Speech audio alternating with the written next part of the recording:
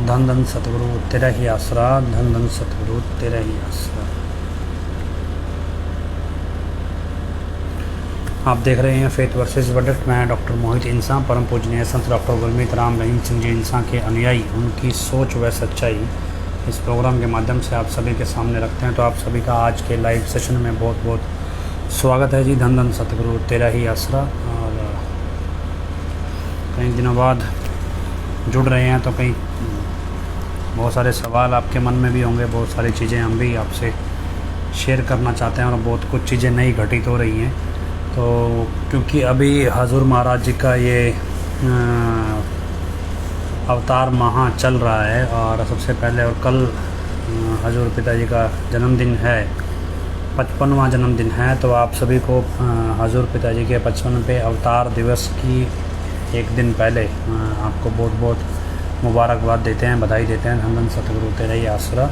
और इस शब्द में जो कशमकश में हम सभी साथ संगत उलझे हुए हैं, भी जो है नकली ड्रामा हुआ और नकली यूपी वाला बाबा, और उसके बाद जो हनीप्रीत का नया नौटंकी अब चल रही है, तो इस सब में उलझे और इस सब में अपने अपने सवालों के जवाब तलाश रहे हैं लोग, जिनको एक्चुअल में ज़रूरत है। अब क्या दो तरह से हो गए हैं लोग, जिनको एक्चुअल में ज़रूरत है अपने सवालों के जवाब की, वो तो तलाश रहे हैं। जिनको ज़रूरत नहीं है वो अपनी ज़िंदगी में आगे बढ़ गए हैं और दिशा में बढ़ गए हैं। लेकिन उनको अब हजूर पिताजी की ज़रूरत नहीं है, उनको गुरु की ज़रूरत नहीं है, मतलब वो अपनी ज़िंदगी में और तरह से आगे बढ़ गए हैं। कहने को चाहे लिबास उड़ा हो, लेकिन हमारा चलो फ़र्ज़ ये है, हम गुरु के साथ रहें, गुरु जी के लिए ही अपना हर कर्म करें। यही हमारा फोकस हमारा रहना चाहिए। और बहुत सारी चीज़ें अब नई इवॉल्व हुई हैं। हाल ही में अभी 2-3 वीडियोज़ आप देख रहे हैं, जैसे कोई झंडा फहराना है। सबसे पहला चीज़ तो क्या, देखो अल्टीमेट हर चीज़ के लिए पैसा चाहिए। जब तक आप एडम ब्लॉक के अंदर से जब तक आपके पास पैसा आपसे मांगा जा रहा है, तब तक आप समझ लीजिए भी जो कुछ आपको कहा जा रहा है वो सब झूठ है। क्योंकि पिताजी जब बोलते थे भी रूहानियत की शिक्षा, रूहानियत में पैसे मतलब पैसा नहीं होता, प्रेम है, भावना है, सब कुछ है। मालिक चाहे तो एक क्षण में धरती हीरे की कर दे। तो ऐसा नहीं है कि पैसे की वजह से सब कुछ है। लेकिन जब तक आपके पास से पैसा मांगा जा रहा है, जब तक आपसे पैसा लूटा जा रहा है, तब तक आप मान के चलिए जो कुछ भी आपको बताया जा रहा है वो सब झूठ है। जब चीज़ बिना पैसे के हो, निस्वार्थ इंसानियत की सेवा के लिए हो, तब हम कह सकते हैं भी हाँ ये समाज के हित में है और ये सब कुछ हो रहा है। क्योंकि बुराई किसी भी हद तक हो, ये कोई आज नई चीज़ नहीं है। एक मतलब ऐसे लोग थे जिनके छतर जोड़ते थे, ये तो चलो कोई औकात ही नहीं है अभी इनकी। ऐसे लोग भी दुनिया में आए जिनके छतर जोड़ते, जिनको लगता है भी वो कभी उनका राज धरती से जाएगा ही नहीं। ऐसे लोग भी थे जिनके राज में सूरज कभी अस्त नहीं होता था और आज उनका नामो निशान नहीं है। तो ये कोई ऐसा नहीं है अभी हनीप्रीत कोई बहुत तगड़ी तोप है कि ये ख़त्म नहीं हो सकती। और भी ये कोई ऐसा भी जैसा कोई पहले धरती पे आके ख़त्म नहीं हुआ, ऐसा नहीं है। असल में क्या है कि जब बुराई पे उतरा इंसान है ना, उसको दिखता ही नहीं है कुछ, उसको समझ नहीं आता अभी। उसको लगता है भी वो कभी हारेगा ही नहीं, उसको ऐसे ही लगता है। उसको लगता है भी 4 उसके ऐसे साथी मिल गए, और ख़ास तौर पे जब सत्ता का संरक्षण मिल जाए तो बंदे को लगता है भी मैं तो भी इस दुनिया में सारे कीड़े मकोड़े हैं, मैं अकेला ही हूँ जो सब कुछ हूँ। तो वही सिचुएशन कुछ इसके साथ है, कोई नया नहीं है। पर ये है कि बेवकूफ़ अब किसी ने सिखाया तो है नहीं। अब जैसी पैदाइश है, जैसा खून है वैसा काम करेगी, तो कोई नई बात नहीं है। पर इन चीज़ों को आपको समझना पड़ेगा। अभी हम जो ज़बरदस्ती की ग़ुलामी, क्या है कि कहने को देश आज़ाद है, पर क्या साथ संगत के लिए आज़ाद थोड़ा ही है। जिस देश में मतलब जो देश संतों महापुरुषों का देश है, जिस देश को स्थापित ही संतों महापुरुषों ने किया, और संतों महापुरुषों के दम पे ही जो देश चलता आया आज तक भी। अगर गुरु गोविंद सिंह जी उस टाइम औरंगजेब से पंगा ना लेते, या उस टाइम उनको जफरनामा ना भेजते, या लड़ाई ना लड़ते, तो आज इंडिया में हिंदू थोड़ा ही बचना था, सारे मुसलमान ही होते। तो लेकिन क्या हिंदू गुरु गोविंद सिंह के इस एहसान को समझता है? जो वास्तव में नहीं, वो आज फिर अपने नई नकली ड्रामों में लगे हुए हैं। तो कोई नई बात नहीं है। लोग एहसान फरामोश हों और कुछ करे ना अकृत करो कोई नई बात नहीं है। लेकिन सृष्टि में जिस देश को बचाया ही संतों महापुरुषों ने हो, बचा रखा हो, उस देश में असली आम तौर पे ऐसे घमंडी आते हैं जो खुद दावा करते हैं भी हम ही चला रहे हैं इस देश को। तो यही चीज़ अब हनीप्रीत को लगता है भी हाँ 4 मंत्रियों ने क्या इसकी हामी में भर दी होगी भाई, इससे 4 पैसे का पकड़ लिया, उसको लगता है भी देश मेरी मुट्ठी में, देश का कानून मेरी जेब में, जो जी में आए मैं करूँगी। करना क्या है भी ऐश परस्ती। उसका मकसद क्या है? मकसद ये है भी जितने भी डेरे की संगत है इस सबको क्या, क्योंकि आपको देखो MSG1 फिल्म में हजूर पिता ने दिखाया है भी एक लड़की प्लांट की जाती है, इंटरनेशनल ड्रग माफिया। तो ये क्या है, ये इसने कुछ नहीं करना है, इसने पूरे डेरे की संगत को बुराइयों की नशों की दलदल में धकेलना है, यही इसका मिशन है।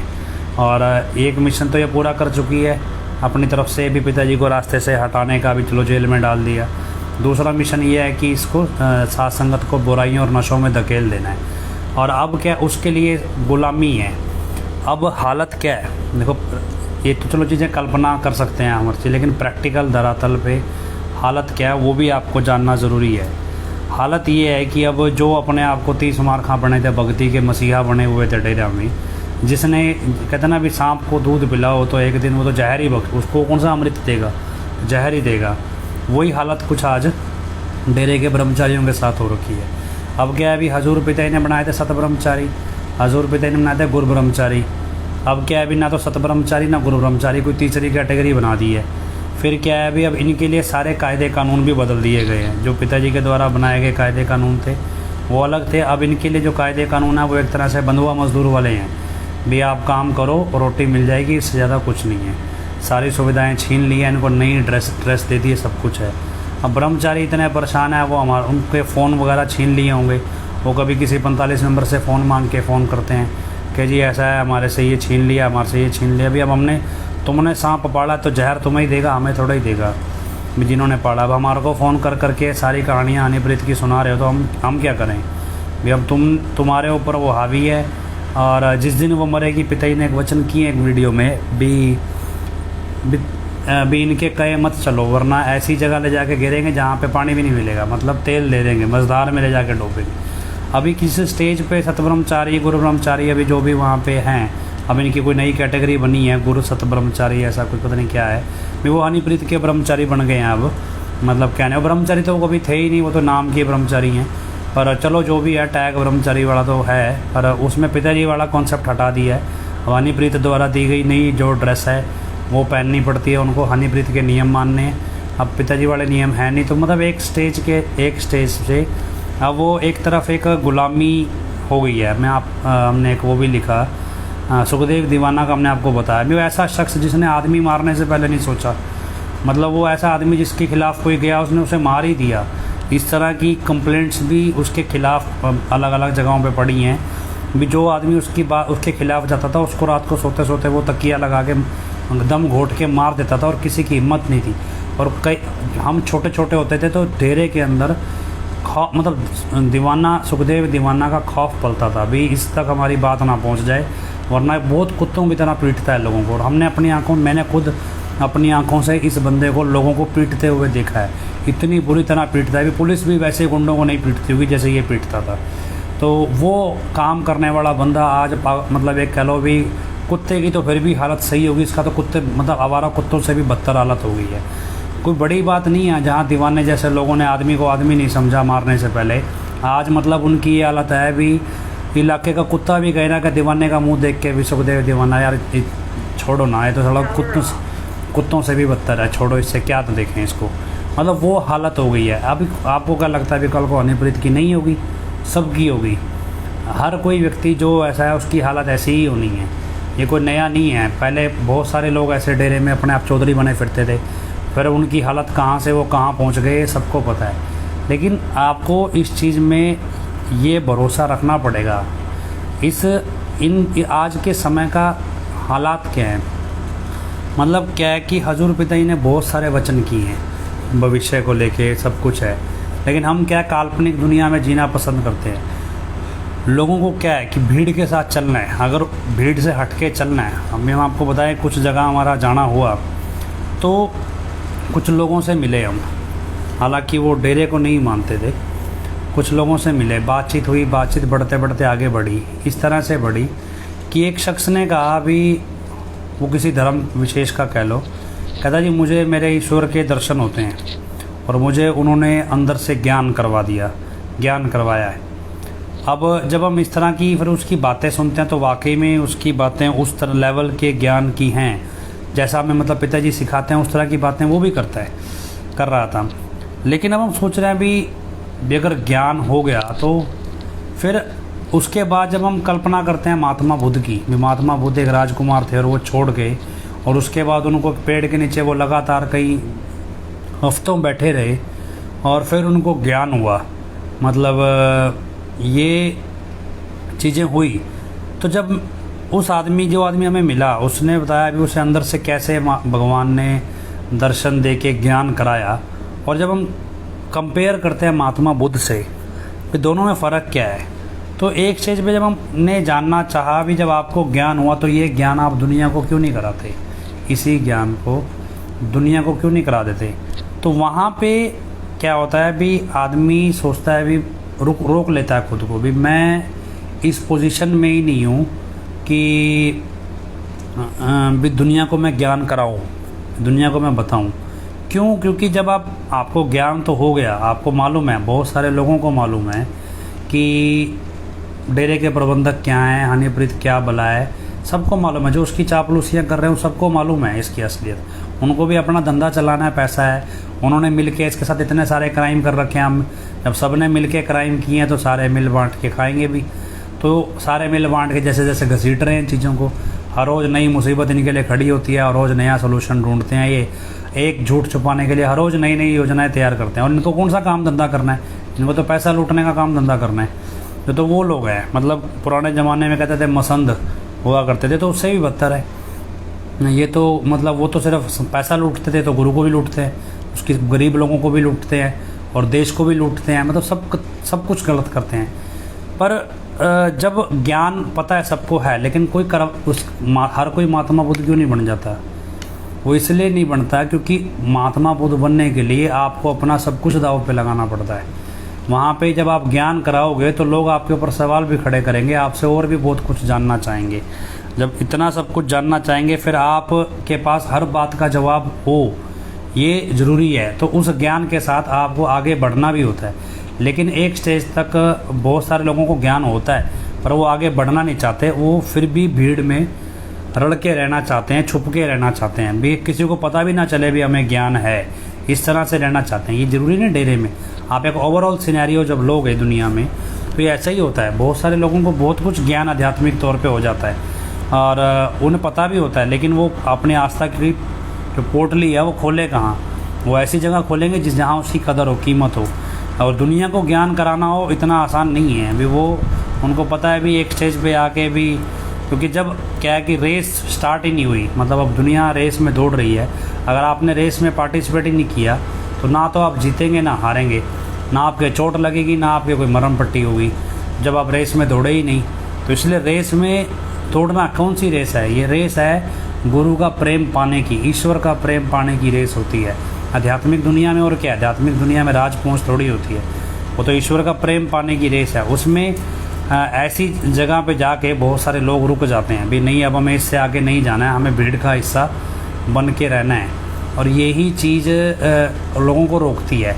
और इसीलिए ऐसी जगह पे जब आपको रूहानियत में आगे बढ़ना होता है वहाँ हमें गुरु की, साक्षात गुरु की ज़रूरत होती है। गुरु प्रत्यक्ष तौर पे हमारे साथ हो भी, उस गुरु के वचनों की, गुरु के आशीर्वाद की पल पल ज़रूरत होती है।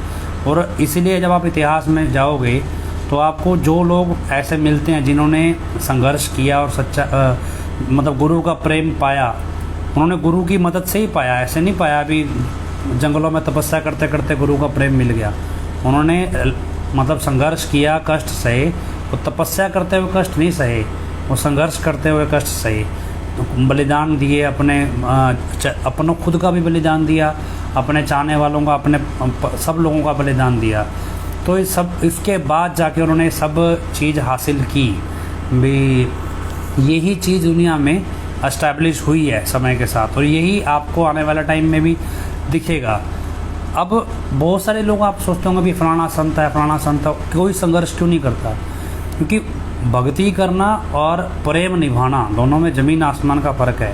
भाई आपको नाम मिल गया, आप भक्ति कर रहे हो घंटा सुबह शाम, और सचखंड देखना है आपने, नूरी स्वरूप में जाना है, ये सब कुछ, और ये सब अलग है। लेकिन अगर आपको गुरु का प्रेम पाना है तो उसके लिए आपको संघर्ष करना पड़ता है, बहुत कुछ करना पड़ता है। और इतने सारे साहित्य लिखे हुए हैं इस सब पे, ये प्रेम पाने के लिए क्या कुछ नहीं करना पड़ता। और पिताजी ने भी इतने भजन बनाए हैं उस सब में, और वो चीज़ आपको समझनी पड़ेगी भी हम क्योंकि दुनिया के पास तो गुरु की शिक्षा है, सिर्फ गुरु नहीं है, हमारे पास गुरु है। इसलिए हमारा ये फ़र्ज़ है भी हम अपने गुरु पे भरोसा करके उनका प्रेम पाने के लिए संघर्ष करें, कोशिश करें और उस रास्ते पे बढ़ें। उसमें तकलीफ़ हमें औरों के मुकाबले ज़्यादा आएगी, लेकिन क्योंकि हमारा गुरु पूर्ण है, वो हमारा साथ भी देगा, वो तकलीफ़ हमें महसूस नहीं होने देगा।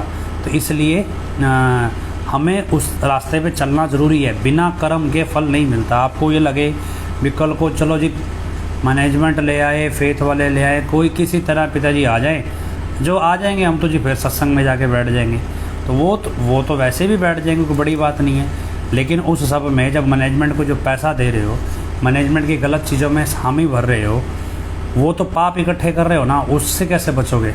ये ज़रूरी थोड़ी है अभी जब पिताजी आएंगे तो आपके हालात वैसे होंगे कि आप डेरे आ भी पाएंगे कि नहीं आ पाएंगे। मैं आपको एक उदाहरण देता हूँ। एक लड़का था, सेवा समिति वालों की परिवार से था, एक लड़का सेवा समिति के परिवार से था, और यहीं डेरे से पढ़ के गया था। और जब वो कॉलेज गया तो कॉलेज जाके बिगड़ गया, तो वो उसने वचन तोड़ने शुरू कर दिए, और वचन तोड़ते तोड़ते बहुत ज़्यादा बुरे हालात में आ गया वो। मतलब मैं कह लो भी तीसरा परहेज भी तोड़ दिया, पहला दूसरा भी तोड़ दिया, मतलब कुछ छोड़ा ही नहीं। और बहुत सारी लड़कियों के साथ उसके अवैध संबंध बन गए, सब कुछ हो गया। लेकिन जब उसका कॉलेज ख़त्म हुआ, उसकी शादी होने लगी, उसको लगा भी पिताजी माफ़ी, एक बार तो पिताजी माफ़ी दे ही देते हैं, भी चलो जाके माफ़ी ले आते हैं। तो वो माफ़ी लेने के लिए आया भी चलो अब अपनी शादी होगी, अब अपना नई सिस्टम शुरू करना है, माफ़ी ले आते हैं जाके। जब वो जितनी बार भी वो डेरे माफ़ी मांगने आया करे, उतनी बार या तो पिताजी मजलिस कैंसिल कर दिया करें, या फिर मजलिस हो तो माफ़ी ना दिया करें। मतलब ये लगा लो भी उसको महीनों निकल गए, और हर बार जब भी उसने आना यही सिचुएशन होनी भी, मजलिस होते होते या तो मजलिस कैंसिल होती जैसे ही वो आता, या होती तो पिताजी माफ़ी ना देते। तो मतलब वो कई महीनों बाद तड़प पड़ा, बुरा हाल हो गया उसका भी मेरे को माफ़ी मिल नहीं रही। मतलब इतना पागल हो गया कि परेशान हो गया, बहुत बुरी हालत में भी, मुझे माफ़ी मिलेगी कैसे? अब ना तो वो अपने परिवार, क्योंकि परिवार के बंदे तो थे, बहुत बड़े लेवल के सेवादार थे, उनको ना तो वो बता सकता था कि मैं क्या काम करता हूँ, मैंने कितने गलत काम कर चुका हूँ, और कितने मतलब मैं उल्टे सीधे काम करता हूँ, और बिना बताए वो माफ़ी लेना चाहता था। और उसको ये था भी चलो एक बार तो पिताजी माफ़ी दे ही देते हैं। ऐसे में अब इतना बुरा हाल हो गया, तो जब तक उसको अंदरूनी तौर पे एहसास नहीं हो गया कि हाँ भी मैंने बहुत बड़े बड़े गुनाह किए हैं, मैं ये मजाक समझ रहा हूँ, माफ़ी लेना तो ये मजाक नहीं है। अगर गुरु ना चाहे तो आप जोर लगा लो, आपको माफ़ी मिलेगी भी नहीं। मगर वो ना चाहे, वो माफ़ी दे रहा है तो वो चाह रहा है कि मैं माफ़ी दूँ तो ही मिल रही है। वो चाहे कि मुझे माफ़ी नहीं देनी है तो कोई आपके पास जोर ज़बरदस्ती नहीं है भी आप माफ़ी ले ही लोगे। और जब ये यूपी वाला बाबा तो बिना मांगे धक्के से परोस रहा है, क्यों? इन्होंने तो काम ही उल्टे करवाने। तो असल में आपको ये सोचो भी कल को माफ़ी मांग लेंगे, आज आप मतलब किसी नकली आदमी को गुरु बना लो, और किसी बहरूपिये को भी ये तो यही हमारा गुरु है जी, बेशक दिखता तो चलो वैसा ही है, इसी से काम चला लेंगे, क्या दिक्कत है, क्या ज़रूरत है और फालतू के लफड़े में पड़ने की, जब तक नहीं आ रहे पिताजी इसी से काम चला लो। तो क्या है कि वो पतिव्रता वाली कहानी इसीलिए सुनाया करते थे कि पतिव्रता में तो उसने सिर्फ डील डोल देख के कल्पना मात्र की थी, तो भी उसका दाग रह गया था।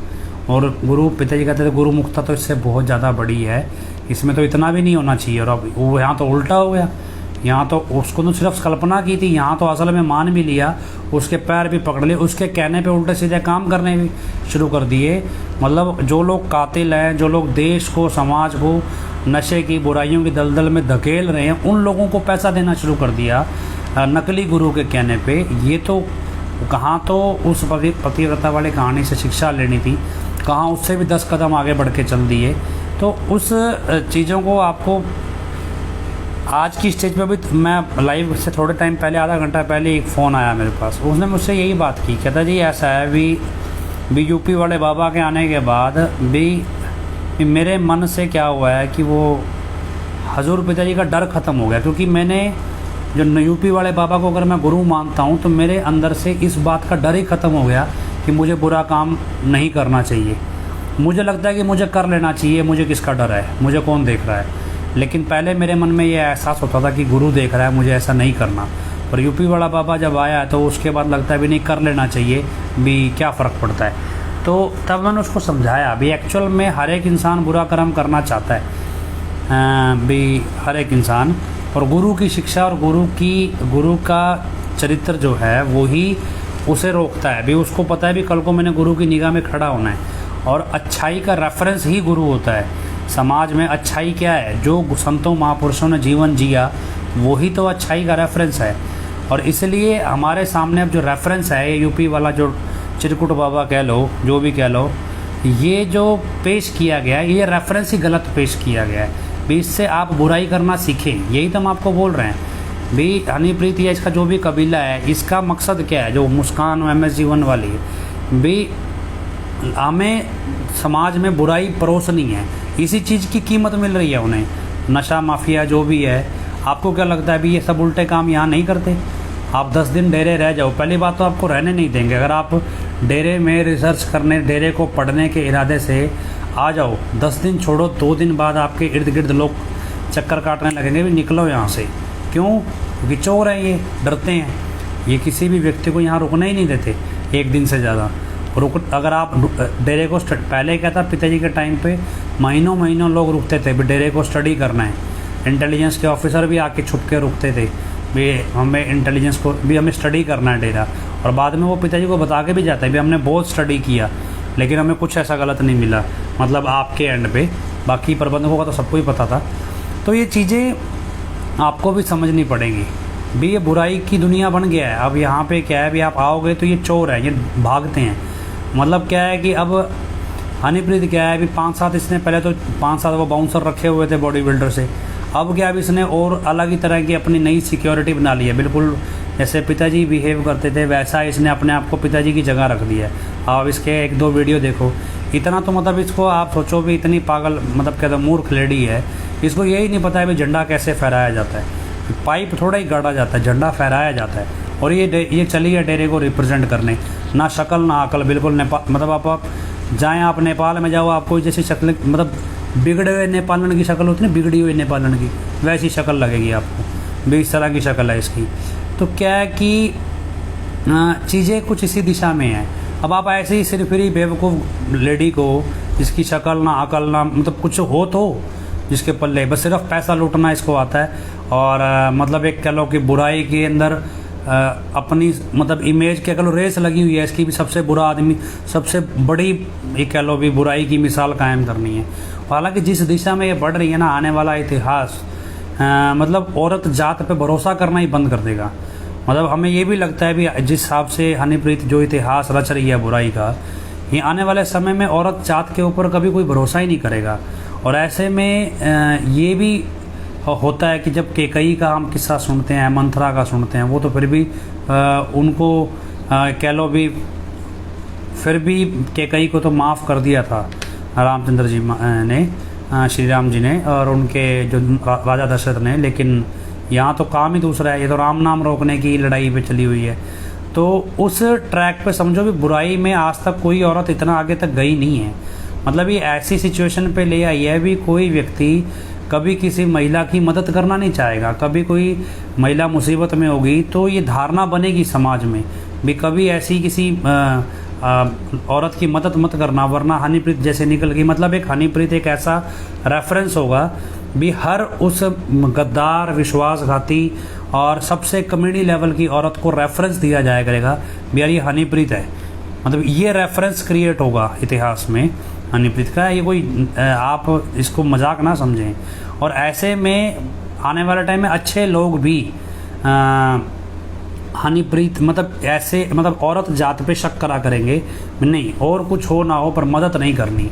ऐसे में कहते हैं जब विश्वास दोबारा गेन करने के लिए, जैसे माई भागों का इतिहास आता है, ऐसे इतिहासकारी किसी महिलाओं को भी आगे आना पड़ेगा जो दोबारा औरत जात में विश्वास पैदा करें, मतलब समाज का।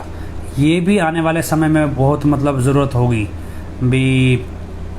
अब कैसे होगा कैसे नहीं पता नहीं, लेकिन जब आप इन चीज़ों को गहराई में जाके समझते हैं ना भी समाज किस दिशा में जा रहा है, तो इसी दिशा में जा रहा है। अभी क्या है, इन्होंने पूरी प्लानिंग करी भी हम 15 अगस्त से पहले 2-3 दिन की पैरोल फिर से यूपी वाले बाबा की करा लें, लेकिन क्या अभी उसका मेकअप ही ढंग से हो नहीं पाया, तो करवाएं कैसे? सुनारिया में तो कोई है नहीं, मेकअप ढंग से कर नहीं पाए तो अब करवाएं तो कैसे करवाएं? तो ये सारी चीज़ें लगे हुए थे पागलों की तरह। फिर जब कुछ बना नहीं तो बोले चिट्ठी ले आते हैं, और चिट्ठी ले आए, चिट्ठी में और एक चांद चढ़ा दिए। तो खैर जो भी है, लेकिन अब जब इतिहास लिखा जाता है तो बुराई और अच्छाई का लिखा जाता है, और बुराई का जब बुराई कितनी थी, अच्छाई ने कैसे जीत हासिल की, यही इतिहास बनता है। और समय के साथ बहुत सारी चीज़ें आपके सामने आएंगी जहां आपको लगेगा भी नहीं यार, इस स्टेज पे अपने को कॉम्प्रोमाइज़ कर लेना चाहिए, यहाँ तो अपने को जुगाड़ लगा लेना चाहिए।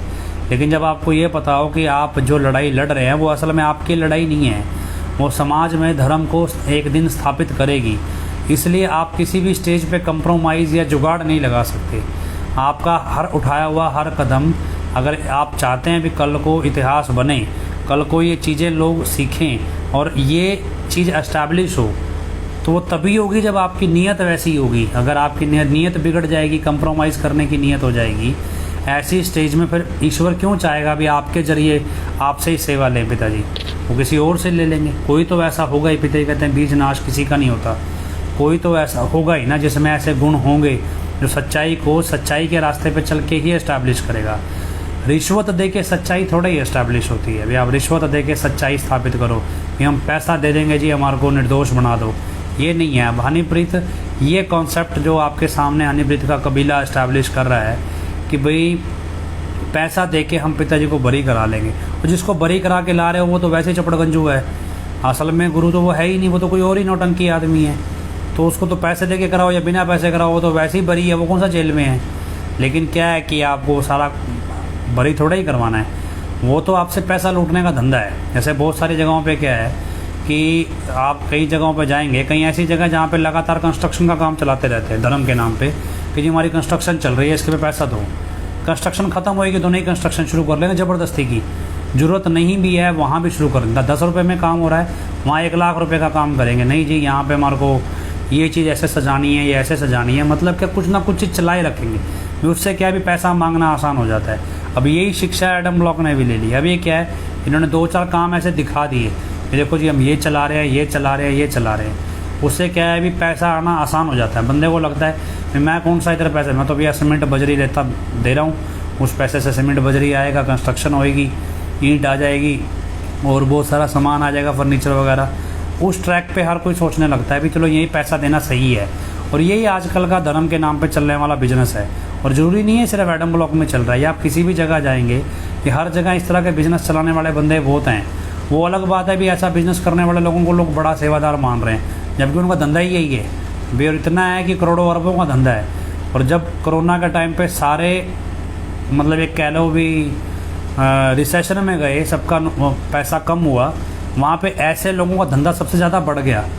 क्यों बढ़ गया? क्योंकि लोग अपने नुकसान को बचाने के लिए दान करने लगे भी शायद दान करेंगे भगवान कृपा कर देगा। और यही दानियों का बिजनेस था भी दान करो तुम्हारा बिजनेस बढ़ेगा, तो हमें 1 रुपया तो तुम्हें 10 मिलेंगे। मतलब इस तरह का धंधा है। और यही धंधा पता नहीं एडम ब्लॉक से वो सीख के गए हैं या उनसे एडम ब्लॉक वाले सीखने आए हैं, पता नहीं। लेकिन ऐसे कई जगहों पे हमने देखा ये चीज़ें चलती हैं।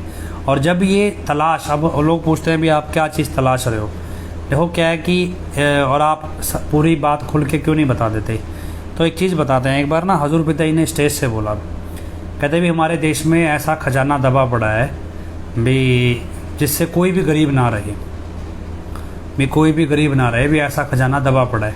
अब वहाँ पे हनीप्रीत जैसी पहुँच गई, जी मुझे बताओ कहाँ दबा पड़ा है, मैं निकाल लाऊंगी, भी हम निकाल लेंगे, भी हम देश की गरीबी दूर कर देंगे। मतलब ऐसे ऐसे पहुँच गए वहाँ पे भी हम निकाल के हम कर देते हैं जी देश की गरीबी दूर, हमें बताओ कहाँ पड़ा है। तो वहाँ पिताजी ने कहा भी ऐसा है भी ये थोड़ा ही है भी कोई देश का राजा है, उसके पास कोई पॉलिसी होनी चाहिए, कोई प्लान होना चाहिए भी कैसे वो देश की गरीबी दूर करेगा, उसी को बताएंगे ना। वैसे थोड़े ही अभी जाओ और खोद के निकाल लो और एक बंदा लूट के खा जाए उसे। मतलब एक प्रॉपर पॉलिसी प्लान हो फिर ही बताएंगे ना खजाना कैसे मिलेगा और कैसे इसका इस्तेमाल होगा और कैसे लगेगा देश के भले में। तो ये चीज़ थी। अब मान लो हमने किसी को बोल दिया अभी ठीक है जी हमारा किसी तरह संपर्क हो गया, बोले हमें बताओ जी हम जाके आएंगे, हम इतने पैसे खर्च देंगे, हम ये कर देंगे। भाई तुम्हारे पास कोई पॉलिसी प्लान है भी? सच्चाई को सारे ये हनीप्रीत के जितने कर्मकांड हैं भी इन सबको सामने लाने का, जितने लोगों को इन्होंने मार दिया, जितने लोगों की ज़िंदगियां बर्बाद कर दी, जितना समाज में नशा बुराइयां धके परोस दी इन्होंने, और इतने ज़्यादा पाप किए, क्या आपके पास कोई प्लान है इन्हें इसे सुलझाने का? क्या आपके पास गुरु को निर्दोष साबित करने का प्लान है? अगर है नहीं तो फिर आप किस हक से किस मुंह से मांगते हो फिर आपको बताई जाए सारी चीज़ें? जिसके पास प्लान हो, जिसके पास पॉलिसी हो, आओ आपको जो चाहिए जैसा चाहिए हम सब अवेलेबल करा देंगे। अभी ऐसा थोड़ा ही है अभी हाँ जी पैसे की धौंस है जी हमारे पास इतना पैसा है जी हम पैसा लगा देंगे, आप हमें बताओ क्या करना है। भी ऐसा है मैं आपको बताऊं, पंचकुला में 2-3 थे ऐसे धनाड़। 25 अगस्त के बाद उनका आया मेरे पास फ़ोन, बोला जी 50 करोड़ खर्च देंगे हम। तो भी आप हमें बताओ भी हमें पता है भी आपको सब कुछ पता है। हालांकि उस टाइम 25 अगस्त के 28 अगस्त के बीच में 26 अगस्त को आया था फ़ोन मेरे पास। पंचकुला के बड़े बड़े धनाड़ अपने आप को कहते थे और बाद में वो खुद ही जेल में घूमते रहे और आज एडम ब्लॉक के गुलाम बने बैठे हैं। होगा जी हम तो 50 करोड़ भी खर्च देंगे, हमारे को पता है भी आपको सारी सच्चाई पता है, आप बताओ क्या करें हम?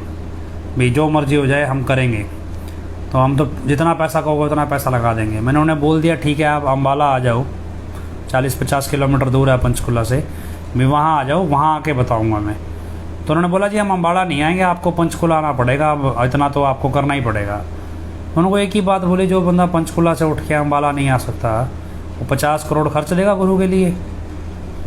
तो क्या है भी ऐसी धौंस जो पैसे की देते हैं ना फ़ोन कर करके कि जी हम इतना पैसा लगा देंगे, हमारे को बताओ हम इतना पैसा, वो पैसा अपना आप संभाल के रखो, जितना तुम्हारे पास है उससे ज़्यादा ही होगा हमारे पास, तो ऐसा नहीं है कम होगा। लेकिन क्या है कि आप जो चीज़ है पॉलिसी प्लान अगर आपके पास है तो बात करो, वरना इस तरह की धौंस ना दिया करो। भी हम ये कर देंगे वो कर देंगे, वो हमें चाहिए भी नहीं। और इसलिए हमने आपको पिछली बार मैंने आपसे कहा था अभी हम बाउंड नहीं है आपको जवाब देने के लिए, हम आपसे पैसा नहीं मांग रहे हैं, हम आपको धरना प्रदर्शन करने के लिए नहीं बोल रहे हैं। हम आपसे कह रहे हैं आपने अपने गुरु से अगर प्रेम किया तो उस प्रेम को निभाओ, और नहीं निभाना तो ना निभाओ। हम पे किस चीज़ की दोष है? अभी हम आपके फेथ वर्सेस वर्डिट ग्रुप से जुड़े हैं, भी हमें तो आपको बताना ही पड़ेगा, तो हम नहीं बताएंगे। तो खैर वो हमें पता है कौन कितना जुड़ा है और कौन कहाँ जुड़ा है। दूसरा क्या है अभी अब लोगों को लगता है अभी ऐसे फ़ोन बंद कर देंगे, ये सब कुछ कर देंगे तो हमारे को खबरें मिलना बंद हो जाएंगी या हमको पता नहीं चलेगा। भाई हजूर पिता ही तो साक्षात ईश्वर है, उनको तो पिता कहते हैं, परम पिता जी हमें सब कुछ बता जाते हैं। हजूर पिता ही तो फिर भी सब कुछ वो जान लेते थे, उनका तो चलो वो बहुत बड़े लेवल हो। तुम्हारा सिस्टम तो हमें पता है, तुम कब कहाँ क्या प्लानिंग कर रहे हो, कैसे सोच रहे हो, कौन सी सरकार को कौन से ऑफ़र दे रहे हो, इलेक्शनों में ये कर देंगे, फलानी जगह ये कर देंगे, हमारा ये कर दो, हम ये कर देंगे, कितने ऑफ़र दे रहे हो। और एक तो नौटंकी ऐसा है वो पता क्या बोल रहा है, बोला जी ऐसा है पिताजी बस आप अर्जी लगा दो, बाकी हनीप्रीत संभाल लेगी। भी हनीप्रीत ना होगी भी यहाँ प्रेसिडेंट से भी ऊपर होगी ये, मतलब उसको पिताजी पे भरोसा नहीं है। पिताजी आप अर्जी लगाओ, ऑर्डर दे रहा है वो पिताजी को भी, आप अर्जी लगाओ, हनीप्रीत संभाल लेगी, बाकी सब कुछ भी बाहर आ जाओ। मतलब क्या है कि यही चीज़ तो पिता ही बोलता है। गुरु को छोड़ के यहाँ पे सैकड़ों लोगों को, अलग अलग बंदों को आपने गुरु बना लिया, तो आप बंदे भी नहीं रहेंगे ना। लोग आपके मुंह पे थूकना पसंद नहीं करते और आप अपने आप को भक्त समझने की बेवकूफ़ी कर रहे हो। ये असलियत है दुनिया। अगर आप अपने दायरे में बंधे हो 4 लोगों के बीच में, तो या आप नहीं जानना चाहते खुद को, या आपकी बेवकूफ़ी है। घर से बाहर निकलो, 4 लोगों से मिलो, आपको पता चले आपकी औकात क्या है। भी ये है कि 4 चमचे पाल लिए, वो डबलियाँ बजाएंगे, घंटियाँ बजाएंगे, लो जी हम ही भगत हैं और हम तो देखो ये सब कुछ कर रहे हैं। कोई नहीं पूछता ऐसे दुनिया को। अगर आप गुरु इस दुनिया में समाज को बदलने आया है और युग पलटने आया है, वो ऐसे नौटंकियों के सहारे नहीं युग पलटेगा। उसको वो लोग चाहिए जो गुरु के स्तर पे जाके गुरु की मतलब बात तो छोड़ो, उसके इशारे तक को समझते हो। और यहाँ पे तो इशारा तो क्या, बात भी नहीं समझनी, उसके भी उल्ट चलना है। और एक ऐसी जनानी जिसका कोई दीन ना ईमान, उसको भगवान मान के नो जी ये करेगी, आप तो बस इसके हिसाब से चलो, ये करेगी जो करेगी। मतलब ऐसे नौटंकी जब अपने आप को, ये क्या है कि अध्यात्म यही तो है। भी आप अपनी हस्ती कायम नहीं कर सकते। जब आप अपनी हस्ती कायम करने के लिए चल पड़े तो या तो वहाँ ईश्वर रहेगा या आपकी अपनी हस्ती रहेगी, दोनों में से एक चीज़ रहेगी। तो वो चीज़ आपको समझनी पड़ेगी समय के साथ, और उसके हिसाब से आपको चलना पड़ेगा। खैर कुछ चीज़ें और है, हमारे पास बहुत सारे लोग ना कॉल करते हैं, बहुत सारी चीज़ें बताते हैं, जैसे उनको दर्शन दे रहे हैं पिताजी, सिमरन करते हैं लोग, पिताजी के सामने अपनी बात रखते हैं, तो पिताजी दर्शन देते हैं, उनको दर्शन दे के बहुत सारी चीज़ें बताते हैं। तो कुछ इंटरेस्टिंग भी हैं आपको ये कि देखो क्या है कि एडम ब्लॉक ने इतने मतलब पड़पंच रच दिए हैं भी आपको सच्चाई क्या है ये समझ ही ना आए। मतलब कोई अगर पिताजी की बात भी करेगा तो भी आप डाउट करेंगे। खैर उस पर आप यकीन करें ना करें, लेकिन जो लोग हमें बताते हैं, जो संगत के फ़ोन आते हैं भी हमें पिताजी ने दर्शन दे के ये बताया, हमें ये दिखाया, हमें ये दिखाया, इस तरह की चीज़ें बताते हैं। तो मैं तो ऐसा सोच रहा हूँ भी आपको जैसा उन्होंने बताया वैसा ही बता दूँ।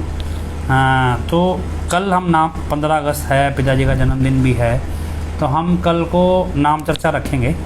और नाम चर्चा में जो 20 मिनट का समय होता है उसमें मैं आपको जो लोगों ने संगत ने मुझे बताया है, मेरे पास पहुंची हैं बातें, या मुझे नहीं बताया, हमारी टीम में किसी को बताया, उन्होंने मुझे बताया, बहुत सारी संगत ने बताया भी उनको दर्शन दे के पिताजी ने क्या क्या दिखाया और क्या क्या बताया। वो सिमरन करते हैं, प्रार्थना करते हैं। तो ये सारी चीज़ें, कुछ चीज़ें आपके साथ जो उन्होंने बताया वो शेयर करेंगे, आपके लिए भी इंटरेस्टिंग होगी। यकीन करना ना करना वो आपकी मर्ज़ी है, पर मैं फिर भी ये कि आपको बताएं ताकि आपको समझ आए भी जो लोग इस तरह की उसमें यकीन करते हैं भी उनको वैसी भाषा समझ आती है। लेकिन ये तो संगत ने बताया, संगत की बात है, आप भी जान लेना भी कैसी आपको लग रही है। सही लगे तो ठीक है, नहीं लगे तो ना सही। तो मैन वीरपाल कौर को देखते हैं, तो उनको शायद कॉल नहीं लग रहा है, तो अगर देख लेते हैं बैन वीरपाल कौर अगर लाइन पे जुड़ सकते हैं तो पंजाबी में, क्योंकि लोग ज़्यादा थोड़ा समझते हैं। और एक और चीज़ है भी, आपको एक और इतिहास बताता हूँ बड़ा अच्छा सा, वो शायद आपको ज़्यादा इंटरेस्टिंग लगे।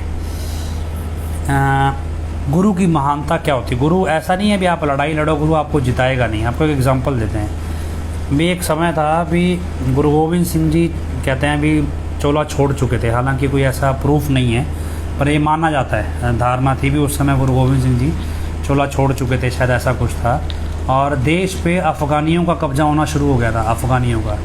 और ऐसे में जो एक दीप सिंह, बाबा दीप सिंह थे, मैंने आपको शायद पहले भी बताई ये कहानी। तो बाबा दीप सिंह थे, वो वहाँ रहते थे, तलवंडी साबो शायद कुछ जगह है, वहाँ रहते थे। तो उस समय हरमंदर साहिब पे अफ़गानियों ने कब्ज़ा कर लिया और उन्होंने प्रण लिया बाबा दीप सिंह ने भी हम अपना हरमंदर साहिब छुड़ाएंगे, और कैसे भी करके छुड़ाएंगे हम हरमंदर साहिब को। और जब ये प्रण लिया तो वो लड़ाई लड़ने निकले, तो उस लड़ाई में वो शहीद हो गए, मतलब उनका सिर कट गया, सिर काट दिया किसी ने धड़ से। और कहते हैं भी वो उसके बाद उन्होंने, उनके धड़ ने वो सिर उठा लिया एक हाथ से, और दूसरे हाथ से तलवार चलाते वो 20 किलोमीटर तक लड़ाई लड़ते लड़ते उन्होंने वो जंग जीत ली और हरमंदर साहब को, जो गोल्डन टेम्पल, स्वर्ण मंदिर जिसे कहते हैं, उसे कब्जे से, मतलब अफ़गानियों के कब्जे से छुड़ा लिया।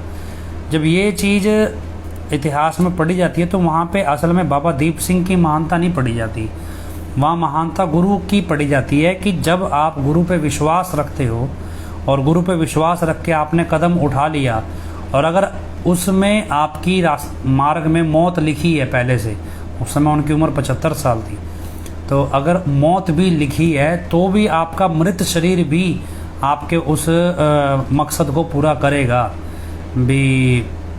ये चीज़ें मतलब इतिहास में आई हैं, मतलब ये आपको, हमें शिक्षा मिलती है इतिहास से कि अगर आपने मकसद मतलब ठान लिया तो वो आपके मरने के बाद भी आपके जरिए गुरु पूरा करेगा, ऐसा नहीं है कि नहीं करेगा। तो असल में वो महानता गुरु की है, ईश्वर की है। इसलिए अगर आपको लगे भी, देखो मौत तो किसी की कभी भी लिखी हो सकती है, आज श्वास आए अगला ना आए, तो ठीक है। वो बहन जी कह रहे हैं कॉल करने को, तो भी अगर मौत कभी भी लिखी है किसी की, कैसे भी लिखी है, तो ये चीज़ आपको समझनी पड़ेगी भी। इस रास्ते में इस व्यक्ति ਨੂੰ ਕਾਲ ਕੀਤੀ ਹੈ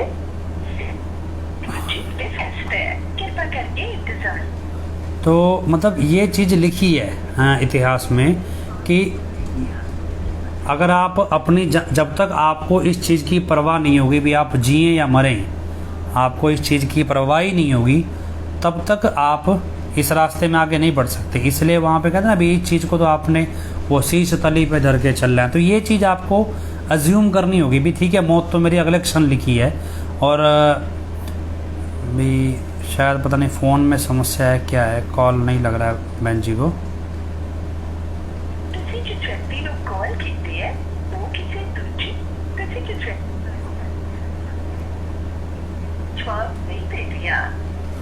तो शायद कोई फ़ोन में समस्या है, तो खैर कोशिश करेंगे हम फिर कभी लाइव में उनको जोड़ लें। तो आपको ये चीज़ें समझनी पड़ेंगी, इतिहास से शिक्षा लेनी पड़ेगी भी ऐसी चीज़ें ही आपको प्रेरणा देती हैं भी जब आप गुरु के मार्ग पे चलें तो मौत आपको ये सोचना पड़ेगा भी आप मरे हुए हो पहले से ही, और अब सिर्फ भी आप मरे हुए हो, बस सिर्फ आपको अपना कर्म करना है और ये गुरु है जो आपको अंजाम तक पहुंचाएगा। तो बहन जी हमारे पास लाइन पे मौजूद है। हाँ जी बहन जी। ਧੰਨ ਧੰਨ ਸਤਿਗੁਰੂ ਤੇਰਾ ਹੀ ਆਸਰਾ। ਬਹੁਤ ਹੀ ਪਿਆਰੇ ਸਤਿਗੁਰ ਜੀ ਦੀ ਪਿਆਰੀ ਸਾਧ ਸੰਗਤ ਜੀ, ਕੱਲ ਨੂੰ ਸ਼ਹਿਨਸ਼ਾਹਾਂ ਦੇ ਸ਼ਹਿਨਸ਼ਾਹ ਕੁੱਲ ਮਾਲਿਕ ਖੁਦ ਖੁਦਾ ਪਾਰ ਬ੍ਰਹਮ ਪਰਮੇਸ਼ਵਰ ਸਾਡੇ ਪੂਜਨੀਕ ਗੁਰੂ ਜੀ ਸੰਤ ਡਾਕਟਰ ਗੁਰਮੀਤ ਰਾਮ ਰਹੀਮ ਸਿੰਘ ਜੀ ਸੰਤ ਦਾ ਪਵਿੱਤਰ ਅਵਤਾਰ ਦਿਵਸ ਹੈ। ਇਸ ਲਈ ਅੱਜ ਅਵਤਾਰ ਦਿਵਸ ਦੀ ਪੂਰਵ ਸੰਧਿਆ ਤੇ ਪਿਆਰੇ ਗੁਰੂ ਪਿਤਾ ਜੀ ਪੂਜਨੀਕ ਮਾਤਾ ਜੀ ਤੇ ਸਾਰੀ ਸਾਧ ਸੰਗਤ ਨੂੰ ਲੱਖ ਲੱਖ ਵਧਾਈ ਹੋਵੇ।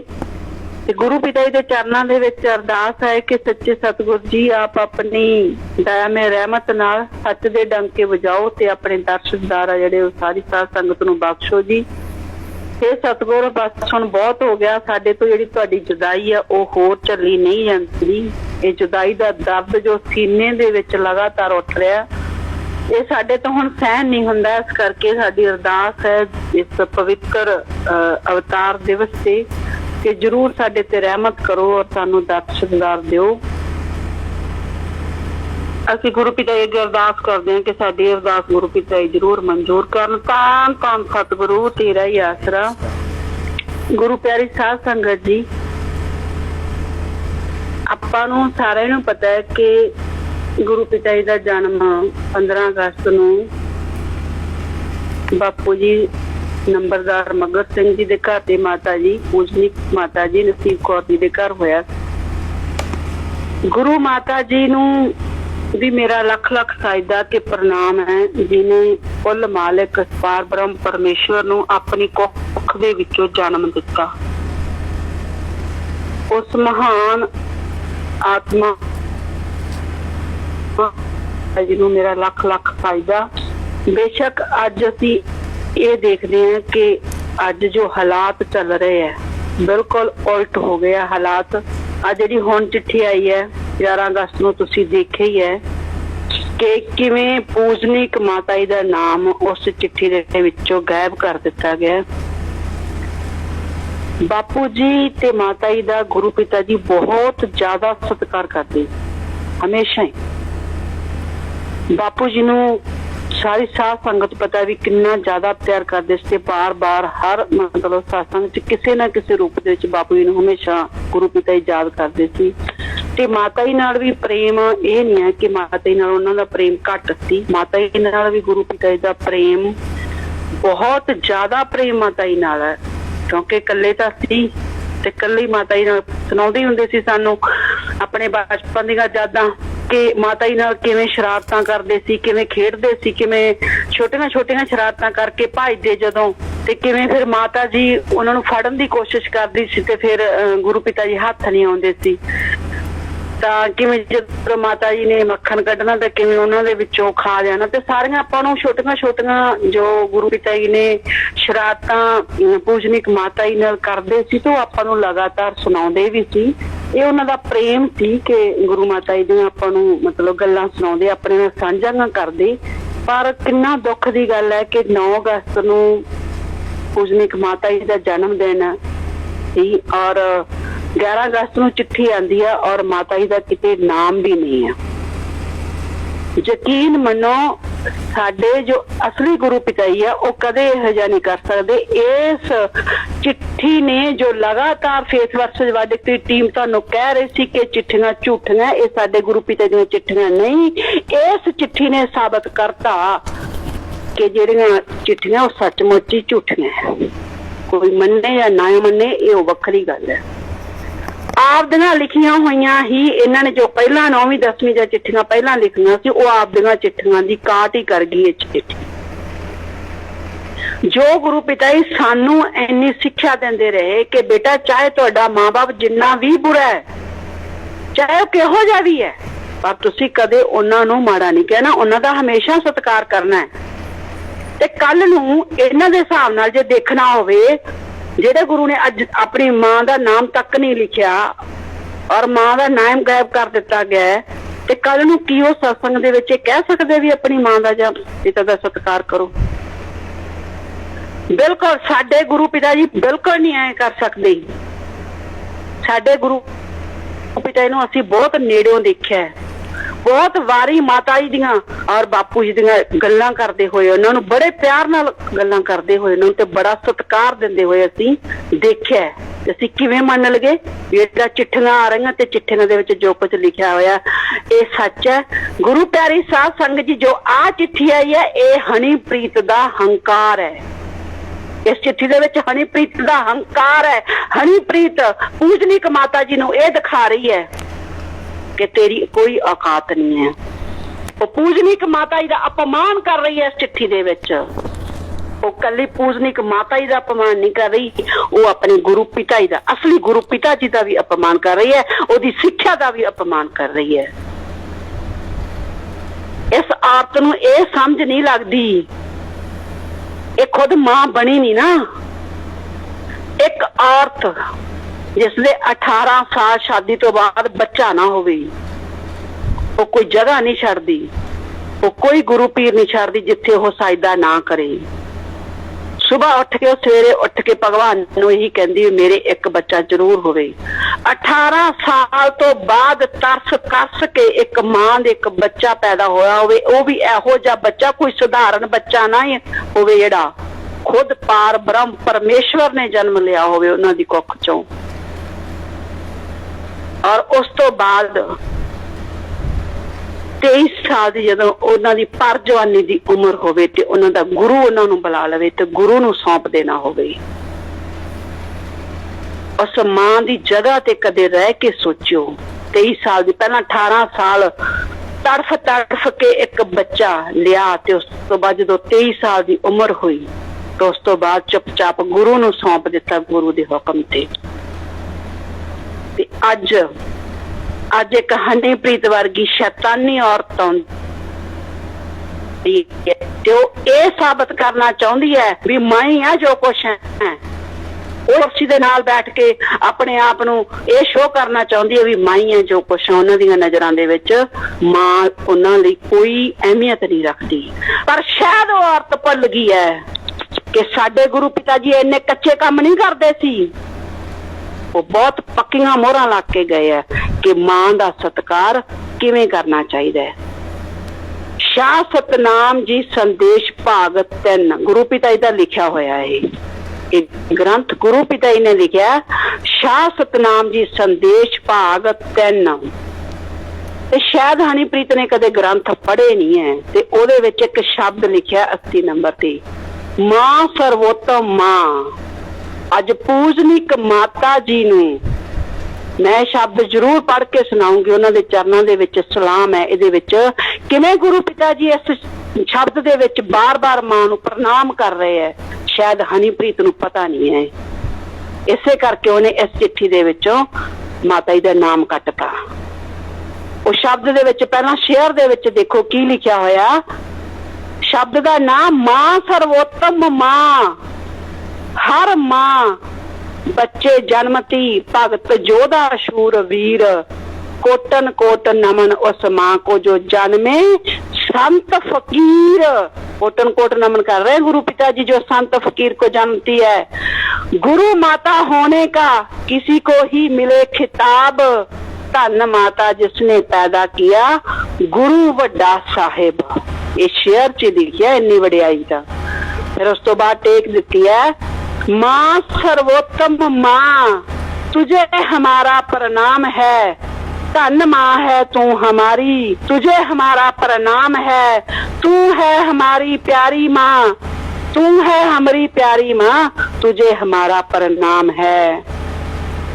माँ तेरे मैं सदके जाऊं, तोरे चरनी शीश झुकाऊं, बख्शी रब्बी शाह तुझे हमारा प्रणाम है।